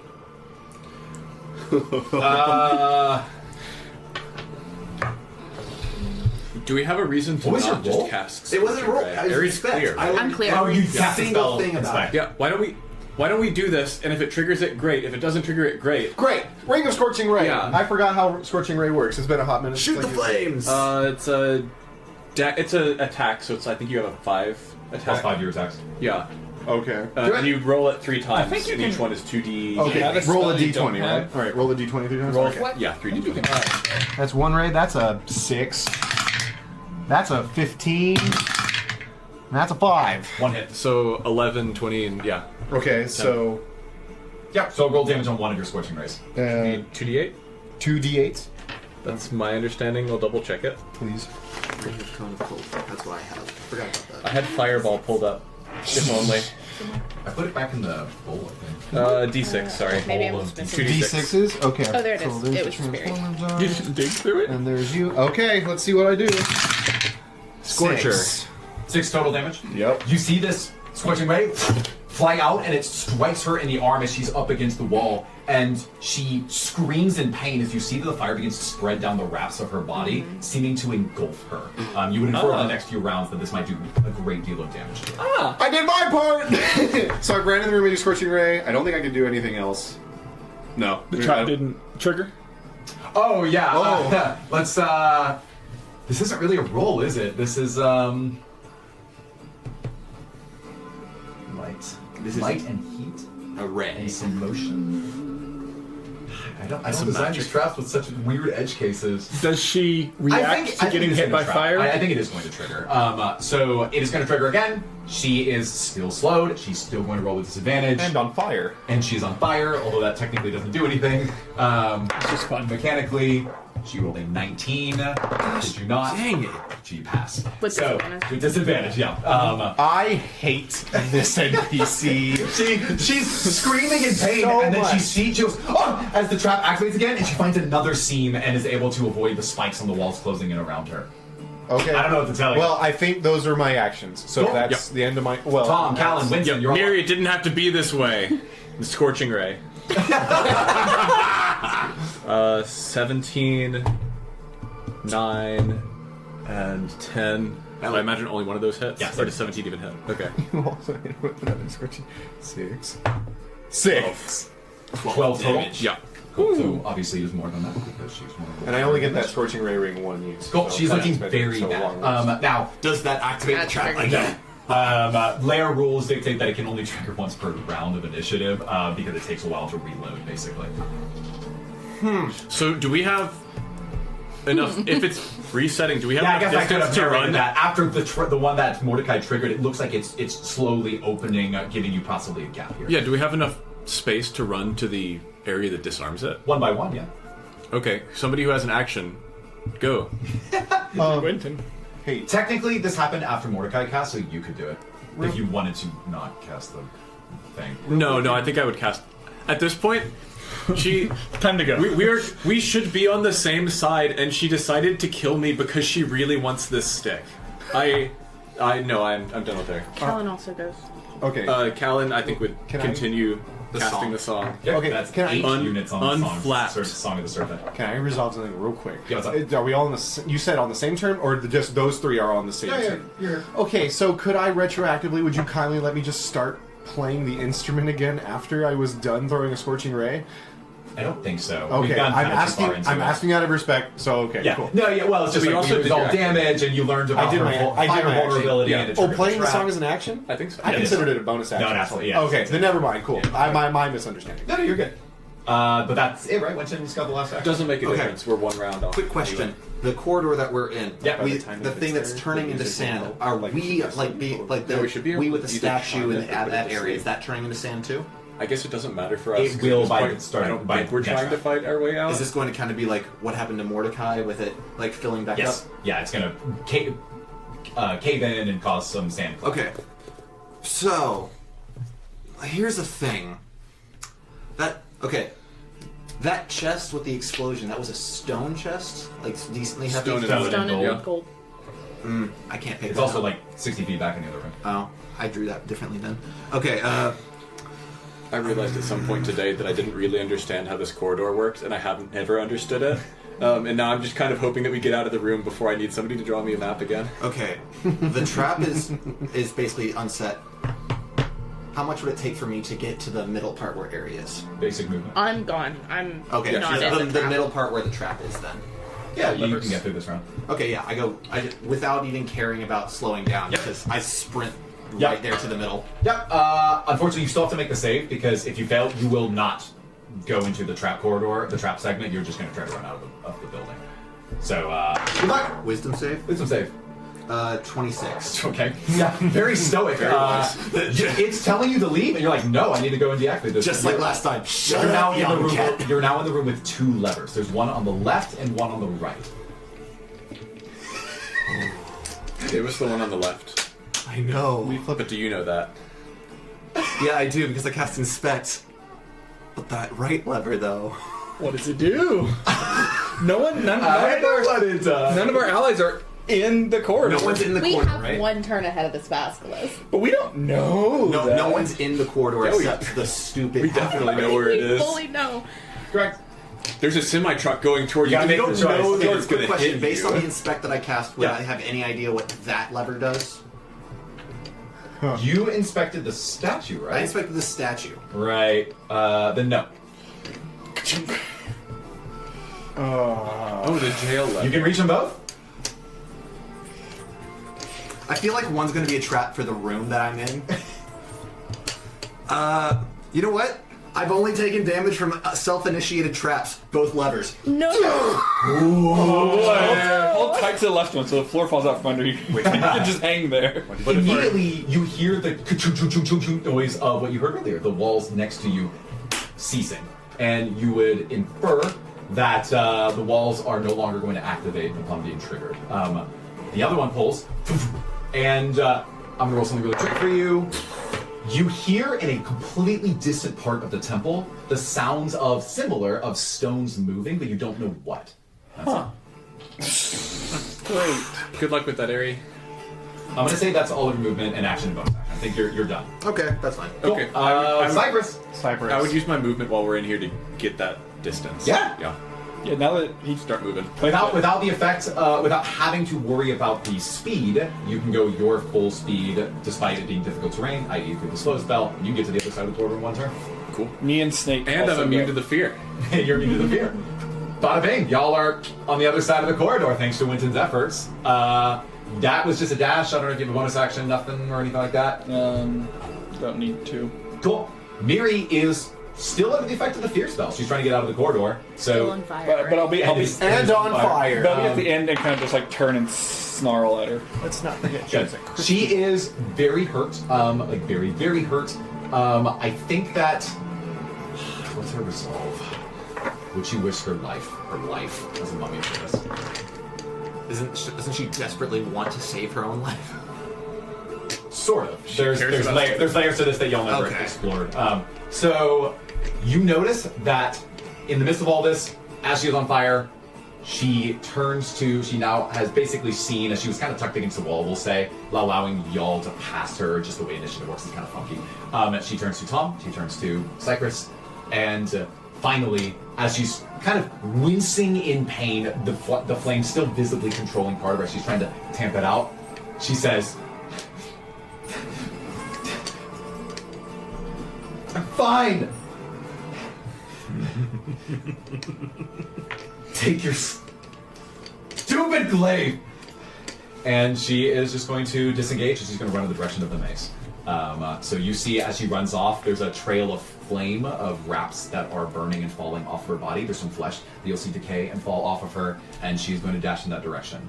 My understanding with disengage is that there's nothing y'all can do to try to kill her, but I'm going to put her 60 feet down the hallway because she used her bonus action on the disengage. So Tom would look in curiosity to see if the field was affecting her. Because we know that there's slow something... field? No, not the slow field. There's something about the temple that means if you have meat on your bones, you're fine, and if you're a skeleton... And she has much less meat than she used to have. That's a good point. You notice that as the part that was specifically affected by the flame reveals flesh and then some bone underneath it, that she clutches it, trying to desperately wrap it up with bands. She's screaming in pain. That could be from the fire, that could be from the forbidden spell, but that's what you get. Cool. That is Aerie, you're up. Miri is now on her way out. I'm continuing my dash.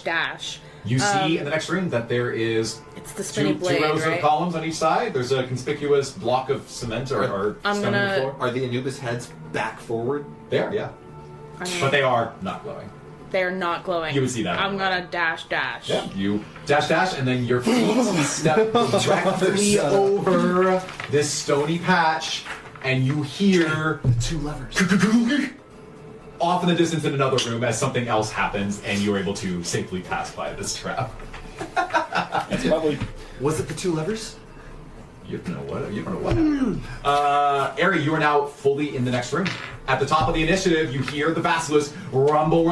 It is keeping exact pace with everyone who made it through the corridor. So she's in the sarcophagus room? Yes. So how many? I guess I wouldn't But know Aerie how has many the turns glaive. ahead I am. You're one. right here. You're one I'm unit. still one even with double dashing. He's that fast. He's very fast Okay. for what it's worth. When he's in the sand, he's very Yeah. fast. Okay. So we're The basically good keeping news, pace. there's not any sand outside of the temple. Anyway, So things are going to get interesting, partly based on timing, so we can kind of finish in a good spot, and also because of just trying to track a lot of things at once, a lot of these moving pieces through the thing. We're basically going to take these in blocks at a time. All of you are going to take all of your turns simultaneously. I will reveal if anything changes about the temple or the basilisk, and maybe if you are intercepted by someone else, and we're going to do this kind of back and forth between you and me. So it is back to the players. I've updated the location. Basilisk is under all those that are at the end of the slow corridor. Ares 1 unit ahead. It looks like all of you are together. Well, Mordecai's 1 unit behind is my understanding. No, I'm in the same room now. Yeah, he Let's just do it. Why? There's no point. So all of you are together at this point. What do any of you do, if anything, other than dashing to keep up with Harry? Dash. wait, no. What? You know what we can do instead of keeping up with Aerie? play the song. We can play the song. I'm gonna start playing that sitar. and dashing if I can do that. Well, They that's both the play. do. 'Cause That that's hits, 10. Yeah, 10. That is 10. The song comes to a completion. I want to point out that this entire time, Callan has been running with sand pouring down, with Miri, his ally, fighting and getting flamed and crushed. And then There was he's like, one thing that was important, and it's the giant bone snake. Everything else, we can take one mummy between 7 people. He is playing to himself. Apparently not. But we're not there. Callan's is guaranteed. Mordecai's is not. Oh. Mordecai needs to roll a performance check of 15 or higher in order to pass this while he is running through the temple. And hold on. Guidance. Hold on. Okay. If you fail, you'll wake it up. I think I have to do this. We established that when the walls were deactivated, that the fear spell was still present. You still haven't passed it yet. Or rather, you are on this turn. We were saying you were kind of with the rest of the group. So when you're in the corridor, I need you to make me a wisdom save, or else you're going to waste your action in dashing instead What's of... the save for the wisdom? 12? I haven't told you, but it's a wisdom save. Oh, cool. Time to be the hero. So this is the hero. You that's a literally check, become but- the Bard of Legends. 16? Did I say what the save was? No, he rolled a No, 16. he rolled a 16. Oh, you rolled a 16. Yeah, the Right. savings also. So this was your chance to become like the Bard of Legends, to finish the song that you and Khaled started Was. together. Was. And well, I'm using ambiguous language. You rolled a 16. That could be a success or a failure. And I'm trying to keep things interesting here. And as you hear the flute play and the sitar strum, it culminates into a final feverish, harmonious pitch that you play together.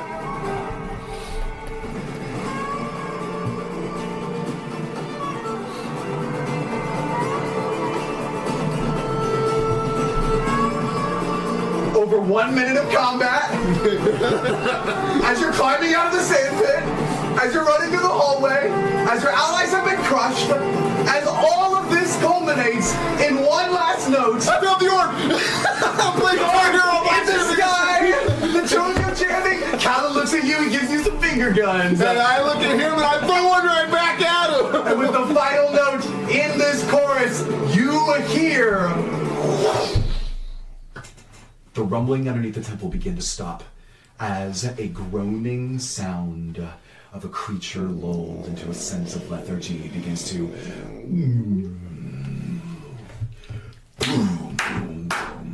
and under the current location of everyone but Aerie, it comes to a complete rest. It is asleep.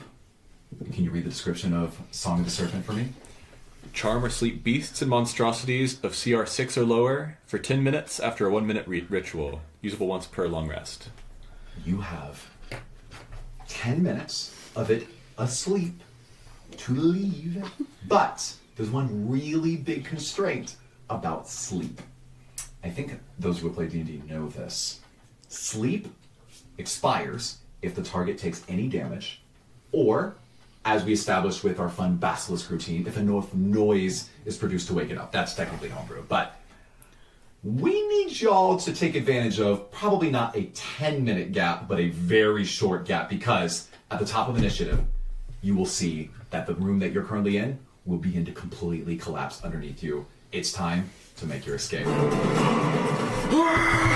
So, does anybody do literally anything other than run? No, it's mad dash.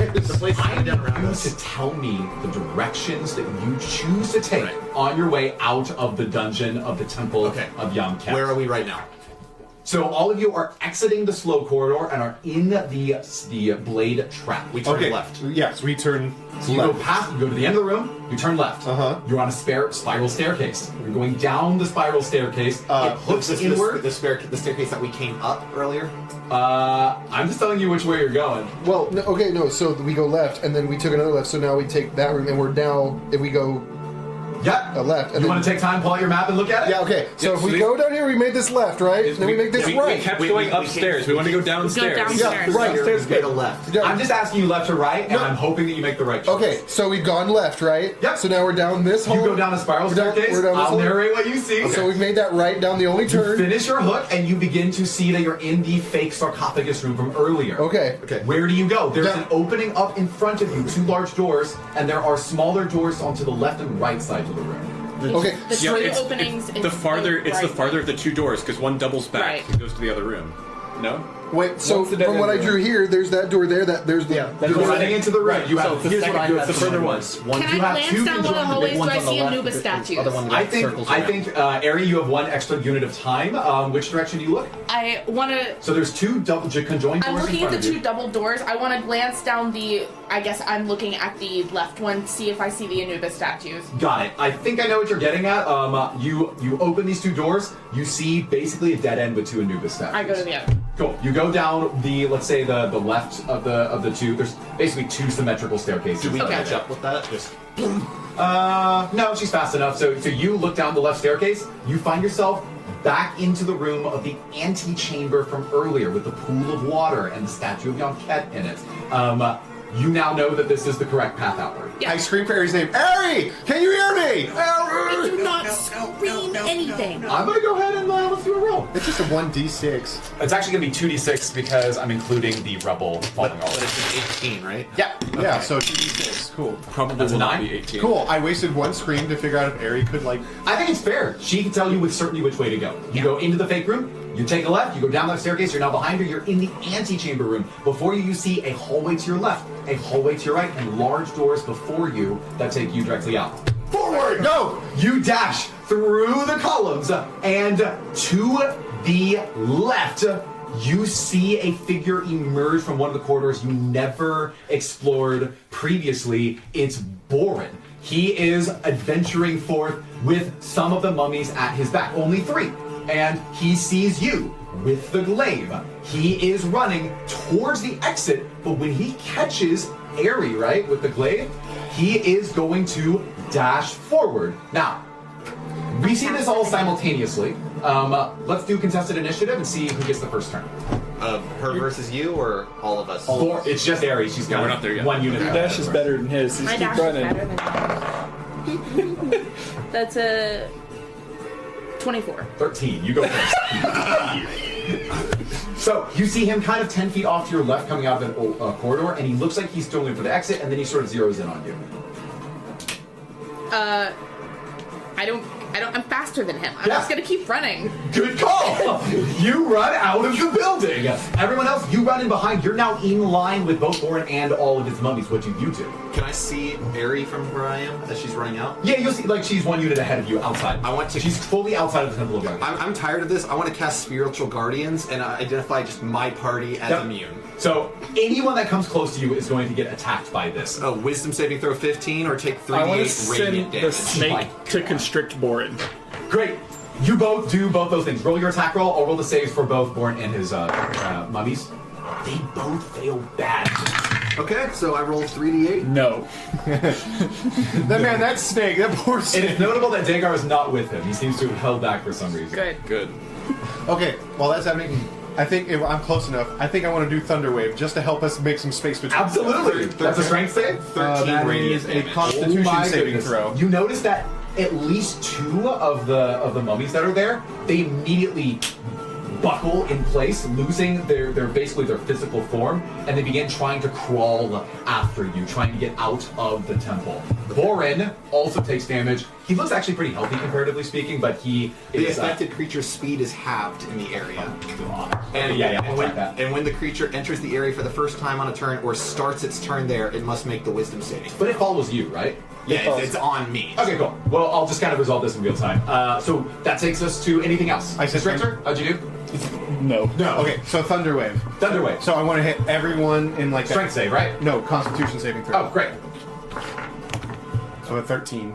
Mummies fail, but they're already really badly damaged and on the ground. Boren unfortunately passes. Okay, well if Boren passes seriously, the creature takes half as much damage and Cool. isn't pushed. How much? Okay, so everything who did take damage takes 2d8 thunder damage. You see as the 3 mummies that are next to him just evaporate into dust. They're Okay. completely pulverized. And Boren takes 1d8. He looks buddy. hurt, but not badly hurt. Okay, cool. But he's it in my fireball radius, right? Sven is preparing for what's to come immediately after this. Right. He's in my radius of Spirit Guardians. Yep. Your spirit guardians start just absolutely smattering them with radiant damage, and it is a lot of damage. How much total? I did 13 radiant. Oh, that's right. I had 13 radiant damage, right? Which he did not like very much. Yeah, and when he starts his turn, he has to make the wisdom save. and have speed. I'll remember that. And anything else? Yeah, and Oh. Tom is kind of done with this, and so he casts Fireball on the group of them. Wait, aren't we like in that group? Yeah, It's really just boring, dude. Cast Fireball on Boren. All right. Is there a way that I can do that and not just destroy my party? You'd have to basically hold your action and let everyone else run out. Yeah, I'll do that. okay, so we run out. You all do that. Cool. I run out, the radiant damage is following me. Yeah, he's definitely trying to escape. He's trying to leave. He's trying to run. He's using all of his actions throughout. He's not even trying to attack you. After he failed his initiative against Aerie, he's mostly following her, to be frank, but getting out of the temple is important to him. He is going to continue to run. I'm gonna let this affect him. So we're gonna slow his speed a bit. We're gonna put him 1 unit behind, which is just enough space to basically protect you from the fireball that's about to happen. And he takes some damage. DC 15 again. DC 15 on Cotton. He fails. Okay. So He might just die to this fireball, guys. This is not good for Boren. 11 radiant damage. Yeah, he's looking hurt, but he's still he's only taken 26 damage total. So that's gonna take us to more. Right. So we're all out. DC 15 dex save, All right, I'll roll in front of the table. and I'll do an empower He spell. literally is -1 to Dex. Yep. I want the one that's easier to For flavor, I want to add that my thing admitted a thunder, or a thunderstorm that 3 -1. away could hear. He needs DC 15. Come on. That's a 5. Yes! For a 4 mod 4. This fireball absolutely erupts from Ben's hands, or from Tom's hands. At least 2 sixes. 2, 3, 12, 17, 21, 26, 29, 31, Fire damage. 35 fire damage. 35 fire damage. Yeah. You all see right, literally at the steps of the temple, because the rest of you got out. Tom, you're behind technically, right? Because you had your action. Right.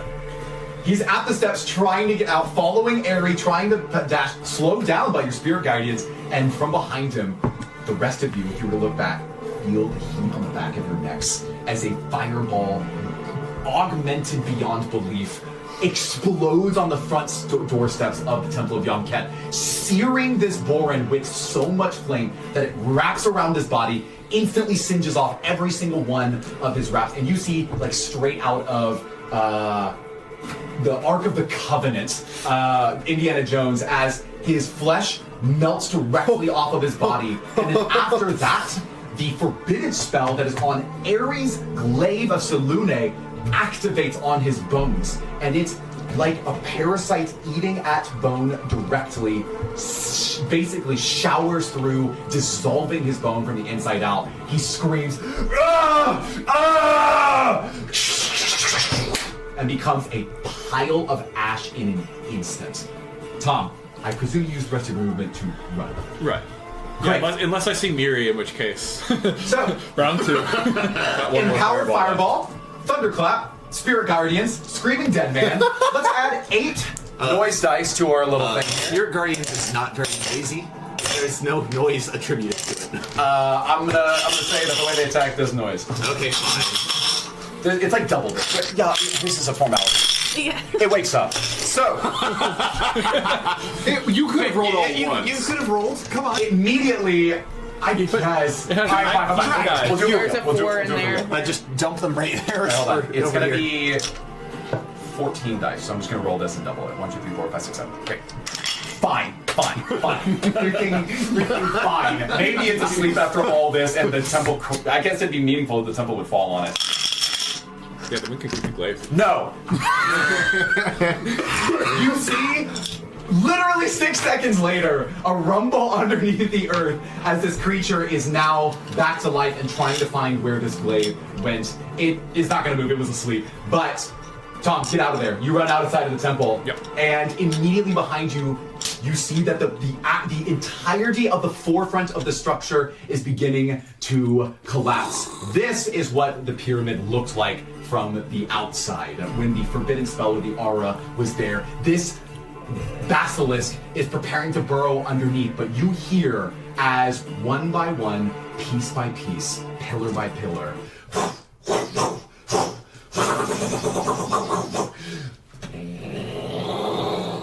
much like your fight with the Corpse Weaver, this pyramid begins to collapse in on itself. Rubble, rock, crushing, smash. Downward it goes, and you hear this huge pile of, not smoke, but sand that erupts like a sandstorm fill the air as the structure is permanently destroyed. At this point, all of you are on the outside. Gas mending? All of you are on the outside, and you get the sense, and you have the glaive in your possession. We keep running. What sense do we get? What sense do we get? Oh no, I'm just saying you have the glaive in your possession.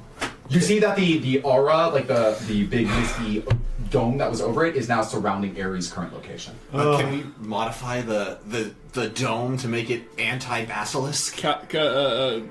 We have Said that. Callum could. Or Callum? Probably could. Callum is running with you, having just finished his flute solo, and he's... Callum, what do I do with this? He says, I think I can deactivate it. Do it! You give it to him? I'll give it to him. You give it to him? I'll give it to him. Wait. It's too late. He has it in his hands. He is A then... bunch of us around him. He is then going to look down at it. He's still running. I presume y'all are running. I don't know if Yeah, you're right there with running him. with him. Yeah. Cool, because he's running. This might be a little difficult for him, but we'll see how he goes. Ooh, Ben, why don't you roll? Roll. So you're rolling an Arcana check Don't mind me. with advantage. Perfect. Wait, who is that supposed to be? That's me. Oh, good. Oh, great. Love it. Love it. 19. You see, as he's running, that he tunes into it, and he says, "For the little lady Selúne, please over these people. Activate your brilliance."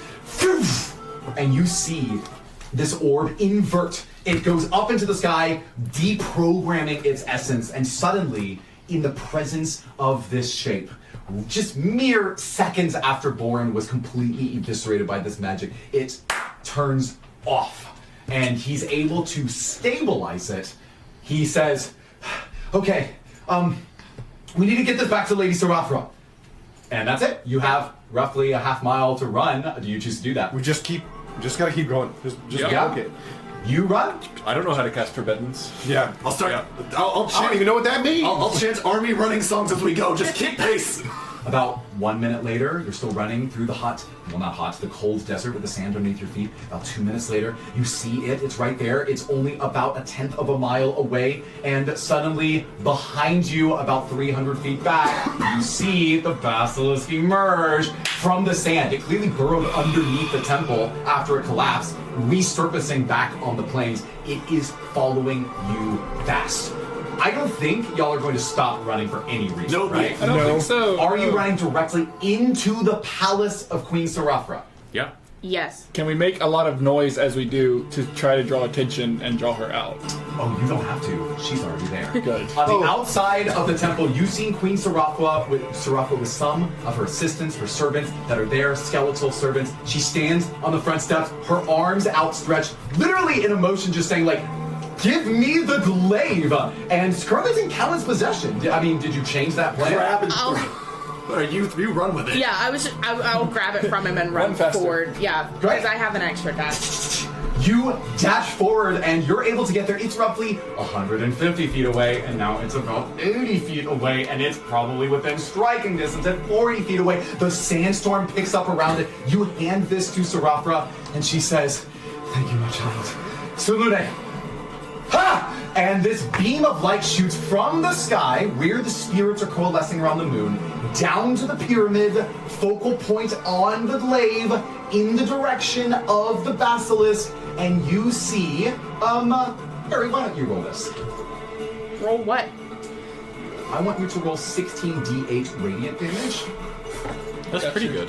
I got you. I got you. I can give you 16 individual d8s. Hold You on. can do 8d8 and then double it. Yeah, that's Here, good. with the power of friendship, I want to throw one in there. Here, Cypress, why don't your moonbeams do that? Not high enough level yet. Okay, I need one more. Then add your power of friendship. Yep. Cypress, I'll give you this for free. The spell she's casting is Moonbeam. Cypress is watching her from All of us see this as we're still running 27 forward. times Yeah, 2. it's like 54? 54. Yeah. you see as it focuses not to a point of half the expected cone of this, it looks like LASIK eye surgery. It's a beam so fine, and you see as it pierces directly through the basilisk, shattering one part of it. She traces a line directly down its face, effectively laser slicing it through as you hear bones crunch under the sheer pressure of the force, like one of those like extremely powerful water pressured cutters. And it is now less than half of its HP in one attack. It's still not dead. Okay. It is going to make one approach, and it's going to do one, spoiler, final attack on the rest of you as it plummets into the earth and a shower of sand falls in all of your direction.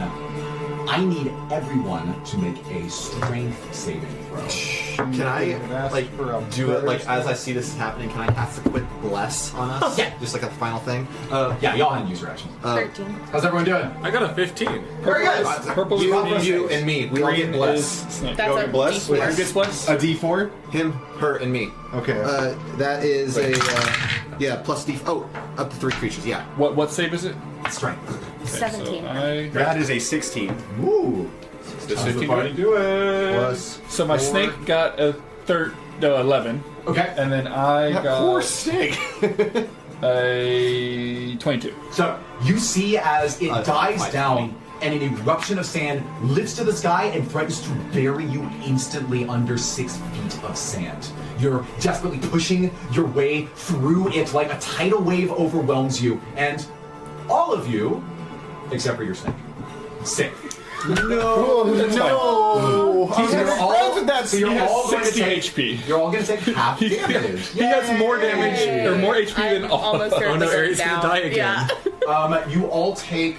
I'll roll for this. Trauma buds. Oh, I should not have rolled for that. All right. Well, on a failure, you take 14 bludgeoning damage or slicing damage. On a success, you take half that. So 7. hey, I got one hit point. Aries in fact alive. All right, that puts me at Zarafa 11. saves. 11. He's doing fine. HP check. What's your HP at, everyone? 1. 22. Okay, I shouldn't have even asked. It burrows under the earth, and to resolve this, I'm at because you did the work, you got the 30. glaive, it erupts again, it screeching, preparing to use its devastating petrify glare on all of you to freeze you in place. But it didn't have the range to do so. Petrify is typically a pretty short range AoE spell. Y'all never gave me the chance. You just never gave me the chance to use this well. Nope. So because you ran in from 90 feet away, and as she sees it preparing its glare, you just hear a quick word from her lips say, "I don't think so." Beams through the rest of its body, completely destroying it, much like Born on the steps of the temple, the formerly known temple of Young Ket. It's Formerly known Borin. Yeah, formerly known Borin. Formerly known as Borin. It In the pile of rubble formerly known as permanently temple. destroys this basilisk as it lies a collection of bones and rubble in the middle of the sand, and all of you lie exhausted in the sand, having returned the glaive to Sarafra once more. I'm just like sitting down on one of the steps of the It's stairway. quiet. Everyone, it's really Can I quiet. ask what her reaction is to seeing like 5 humans and a mummy come in, and seeing 4 humans, a mummy, a snake, and a dire wolf come out? She is not really going to speak to that right now. I just kind of want to see if Just druid thing. She will eventually discover that your abilities enabled you to, say, conjure a snake and turn into a dire wolf. And I don't think this would strike her as strange. She brings skeletons back from the dead. Yeah, I don't think Tom would even drop out of initiative, though. So, Sarafra, we just saw 8 of her people try to kill and succeed at killing some of us. Yeah. Yeah, Sarafra, what were your mummies doing? She says, "What do you speak of?" We saw Dagar, They we saw killed Borin, Miri pushed me into a trap and killed me. She brought Miri and Borin. Yes. Yes. brought a couple mummies and Dagar, and they intercepted us and were trying to take the glaive from us. She's gonna process that for a second. I'm sure one of you will You're ask for gonna get insight to trouble. roll insight. Sure. Roll insight. Dagar. 2 of you may roll insight. I've got, I got 3. this. I got 7. actually, what do I have as insight as a wolf? Doesn't Same. 18. Anybody Your got mental better? stats, you can- Or Yeah, is it same 3? mental stats. I already rolled 18. Wait, inside. Okay, I have actually plus it's two. a 1. So yeah, take it. +2. I have a +3 -2. So Oh, so I should for do it. it. Okay, Yeah. inside. Okay. That's a 7. Her response is, they shouldn't have gone. They knew that if I wasn't propping up their bodies, they would not be able to withstand the temple. They were able to make it in the temple just fine. pretty strong. She pauses and says, Where are they? Where are they now? The blacksmith. I point at her, like, kind of like The motion blacks- towards the temple. Boren, She looks off. You can see it in the distance. Like, you can see it from the front steps. From just where I sit, I'm like, Boren's dead because we killed him. Miri ran somewhere because after sabotaging us, killing 2 of our party, forcing me to bring them back to life, she managed to escape after we almost killed her and she panicked. I think she's lost for words. I don't think she knows how to respond to this right And now. let's be I think she's just clear. thinking. in Boren's death, it was self-defense. Well, it was defensive Airy, but He was trying to steal your staff. Again. One was trying to get the glaive. Everyone was trying to get the glaive. And Miri might still be alive. Maybe. I don't know. Looks back. Dagar may also be alive, but there's also a good chance there's a pyramid. Callan, back us up. She puts her hands over her mouth, and then she thinks her, just like these empty eyeballs in her sockets are darting back and forth, trying to make sense of all this. And then she sighs. She says, "This is my fault. No, Miri and Boren, they went in there because they wanted to retrieve the glaive they for their own notoriety. they might have done that, but just to kind of put you on the track of someone who might actually be responsible, we were also ended up fighting One of Grimthorn's the men. right-hand man of Grimthorn, who had also broken in for your staff. A zombie. No, fully human. He is human. Was he fully human? Yeah. I don't. Why are you asking me? Did he wasn't undead. Oh! No! Hold on, everyone. Something happened down there. He had taken it and then, like, rose up, like, black engulfing his body, like the black veins that we've been seeing engulfing his body, rising up and just bounced. And you don't think it's Grimthorn's magic? When you I did don't detect know. undead or whatever, did Sable trigger it? Yeah, when I did Eyes of the Grave, did he... It's a feat, right? So it was always active, even though you were casting other spells. Well, yeah, I cast it once, and we said before that it could last for a minute, just because it doesn't give any wording for how long it lasts. Dude, fair. You are certain that there was an undead essence to him. He felt undead. It's the Black but Jade Lords. I Everybody's a wouldn't little be bit. surprised if someone or everyone was just a little bit dead. If he was a zombie, he was a very fleshy zombie. The point is that he didn't get the glaive. Well, thank you. I took his I'm sword. sorry. I'm still trying to process the fact that some of my most loyal servants decided to act against someone that I sent for this mission. Well, I need to think more about how I've been leading these people. So you wanted his sword, Mordecai? I could have sworn I thought you wanted the hat. I took the sword. It I- just happened to be there. I And saw the that. hat was more of like, a victory trophy for me. But, Well, whatever happened to it, it's gone. I'm very sorry that I took this away from you then, and I produced the hat. I heard that you wanted the hat, so I thought that this, more than our conversation before, that this could be my apology for not truly caring for my party into this moment. Mordecai extends his hand and grabs the hat and then puts it on. Yeah, the orb is flying around. Thank you. you never turn it off. Yeah, I so never it's turned still it not off. all I look at you, and I just kind of nod. It looks good. And I take my new hat and I tip it to you. Mordecai, when you tip your hat, you feel a wave of confidence wash over you. It's as though it was bolstering your charisma. You have a +1 charisma hat now.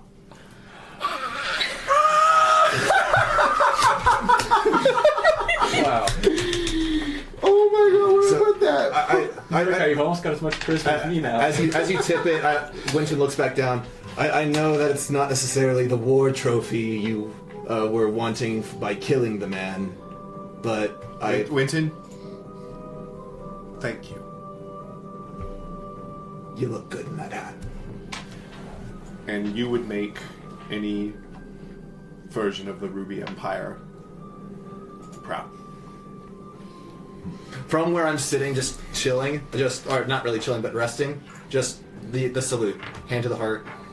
up to the sky. And then out of solidarity, I raise mine and I look at you like, is it okay for me to do this? I glance at you, and then I glance at the camera flying around. How about we just handshake on it?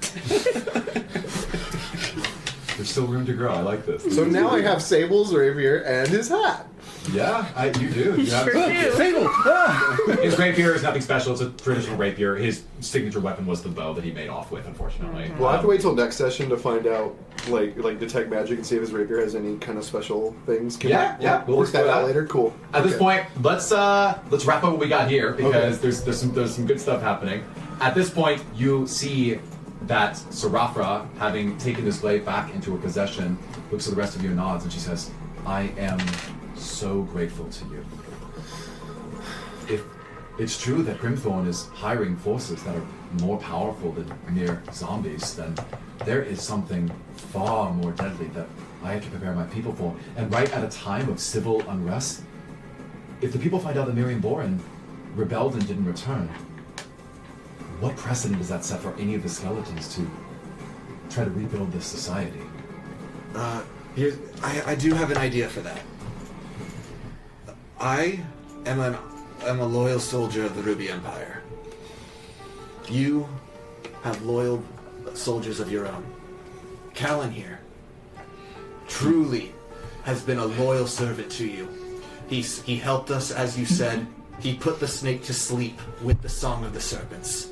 He did everything you asked.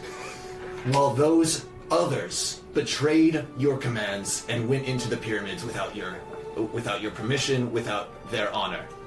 If you could reward Callan, you'd be showing your citizens that you reward obedience. And getting a great mind at that. Callan, he seems bashful. As he looks at the two of you complimenting him, his head lowers instinctively, and eventually he's able to build the courage to raise his glance to meet Sarafra's directly. She looks to him and smiles, sort of shaking off these thoughts that were plaguing her previously. She says, "Callan, you have done us an incredible service. There may not have been an Osiria to return to without your work inside the temple. I remember you telling me about your time in the Solo Conservatory. I would like to send you there." He perks immediately, resolute. He says, "Your Highness, I can't journey outside of the Umbral corrupt." She's like, "I know. Give me 2 weeks, and my power will be given to you such that you can have a life outside of this region." He is, I can't even use words to describe it. He is as joyful as a reserved soul like Callan could possibly be.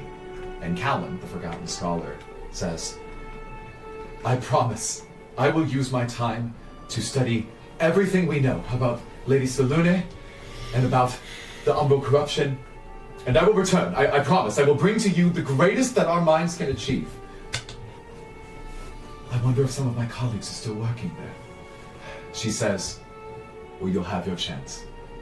Come, let's go and... Oh, goodness, we need to find a place of rest for all of you. You look badly battered and bruised from this."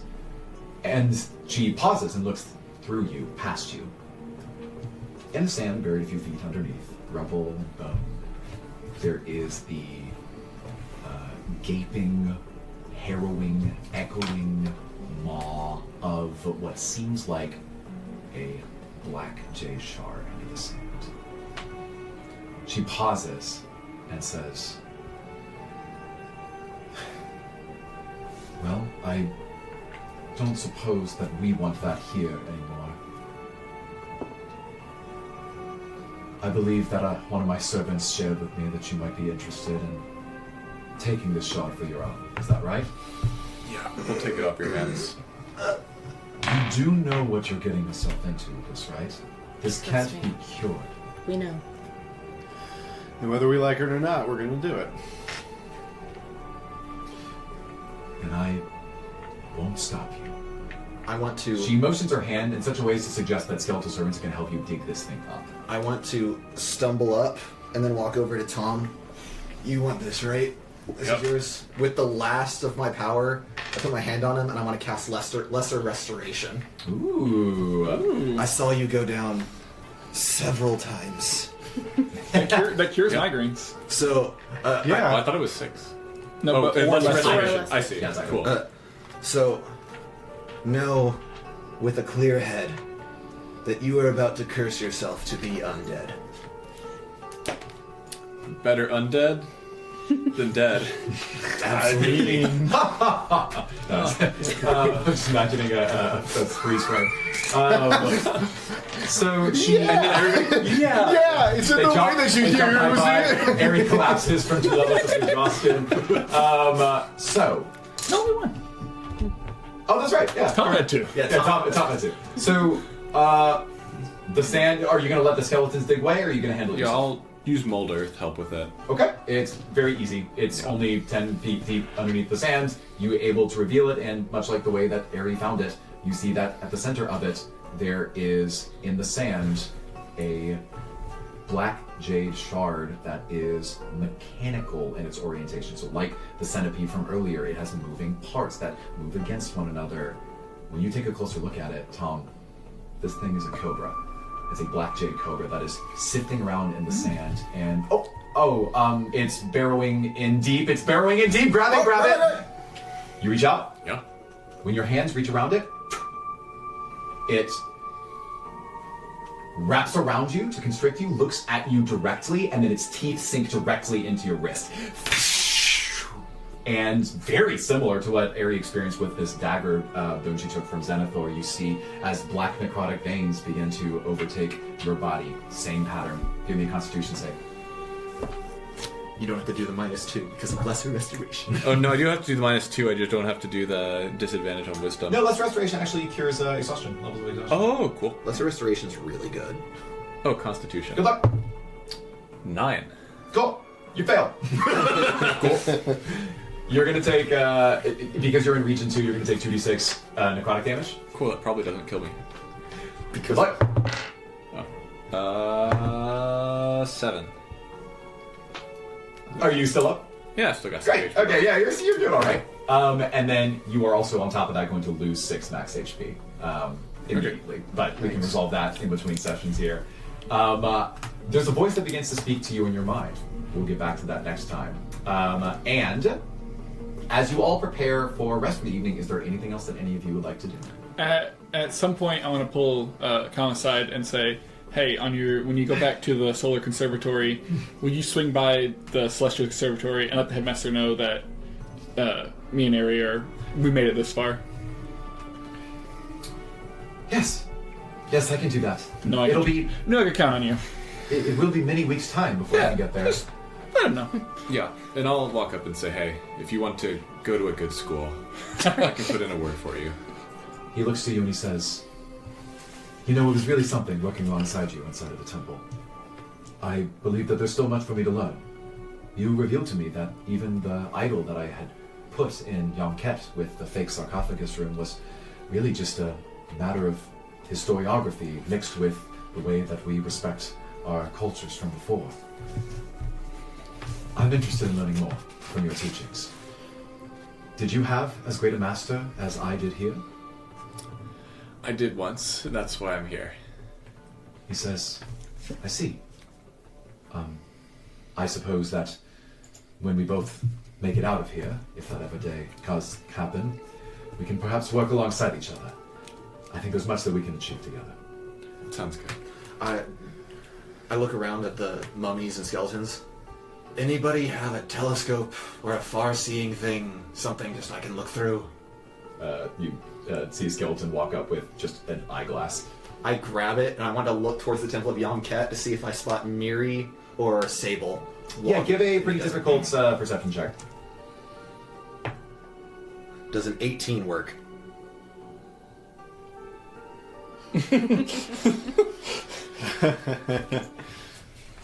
Through this eyeglass, as you look off into the distance, you see a lot of rubble, but the landscape is pretty flat.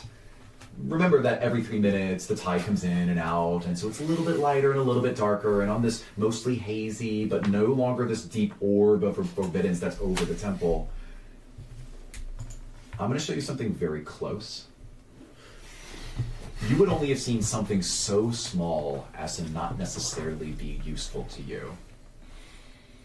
You see, just beyond the rubble, there's a dot on the horizon, about half a mile away, and then it stands up, and you see that from the sky beyond the dome, a winged creature descends and lands next to the temple. And this dot steps onto it, and its wings begin to lift and take flight, and it begins flying back in the direction of the ruins of Omering. This is what it looks like. Except its rider has a distinct lack of hat. You don't know what the rider looks like. It doesn't look like a road. And as this creature flies off, you get the sense that it might have more to say to you in your future journeys. But as you return into the temple of Sarafra, or the palace of Sarafra, and you're preparing for rest at the day's end, All Mordecai says is, I need a shower. you realize that with 2 down and 2 to go, that Tom's going to have to get used to this new body reeling under the effects of Zenithor's necrotic shard. We'll see more about that next time, but off in the distance, there's something that you might be able to make out with that eyeglass that Winton was touting. You see that as the sandy plains eventually reach a large dune, they jut downward into what looks like it breaks into a river. The river then splits into a delta, and once more into 4 tributaries. If you go up the tributaries, it elevates to more of a mountainy peak, about 4 miles in the distance. Beyond that, at the top, covered in clouds of haze, with lightning bolts that strike, you see something that is going to become very important to you in the near future. This is everything I'm seeing through the eyeglass. You will all see this. Lightning strikes up on the hill.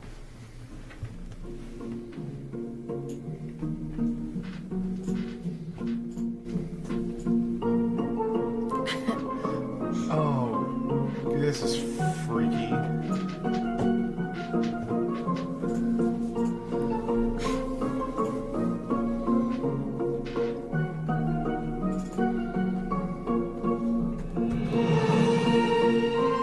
And on a hill, Spooky castle. at the crack of a bolt of lightning, you see a mansion where fire blazes from the turrets, and where, at the very top, on the Widow's Walk, the silhouetted figure of a long, gaunt, black cloak-wearing figure looks back at the rest of you, smiling with glee at the sight of the Temple of Yamket permanently destroyed.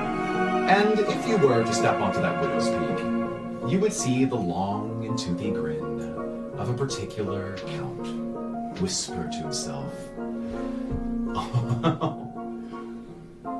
well, it's time for a celebration of sorts.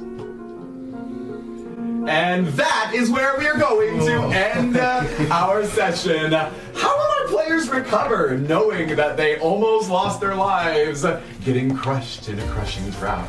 Or to the likes of a single rogue halfling named Miri. Tune in next time to find out more with the Umbral Harbingers. See you next time. Bye.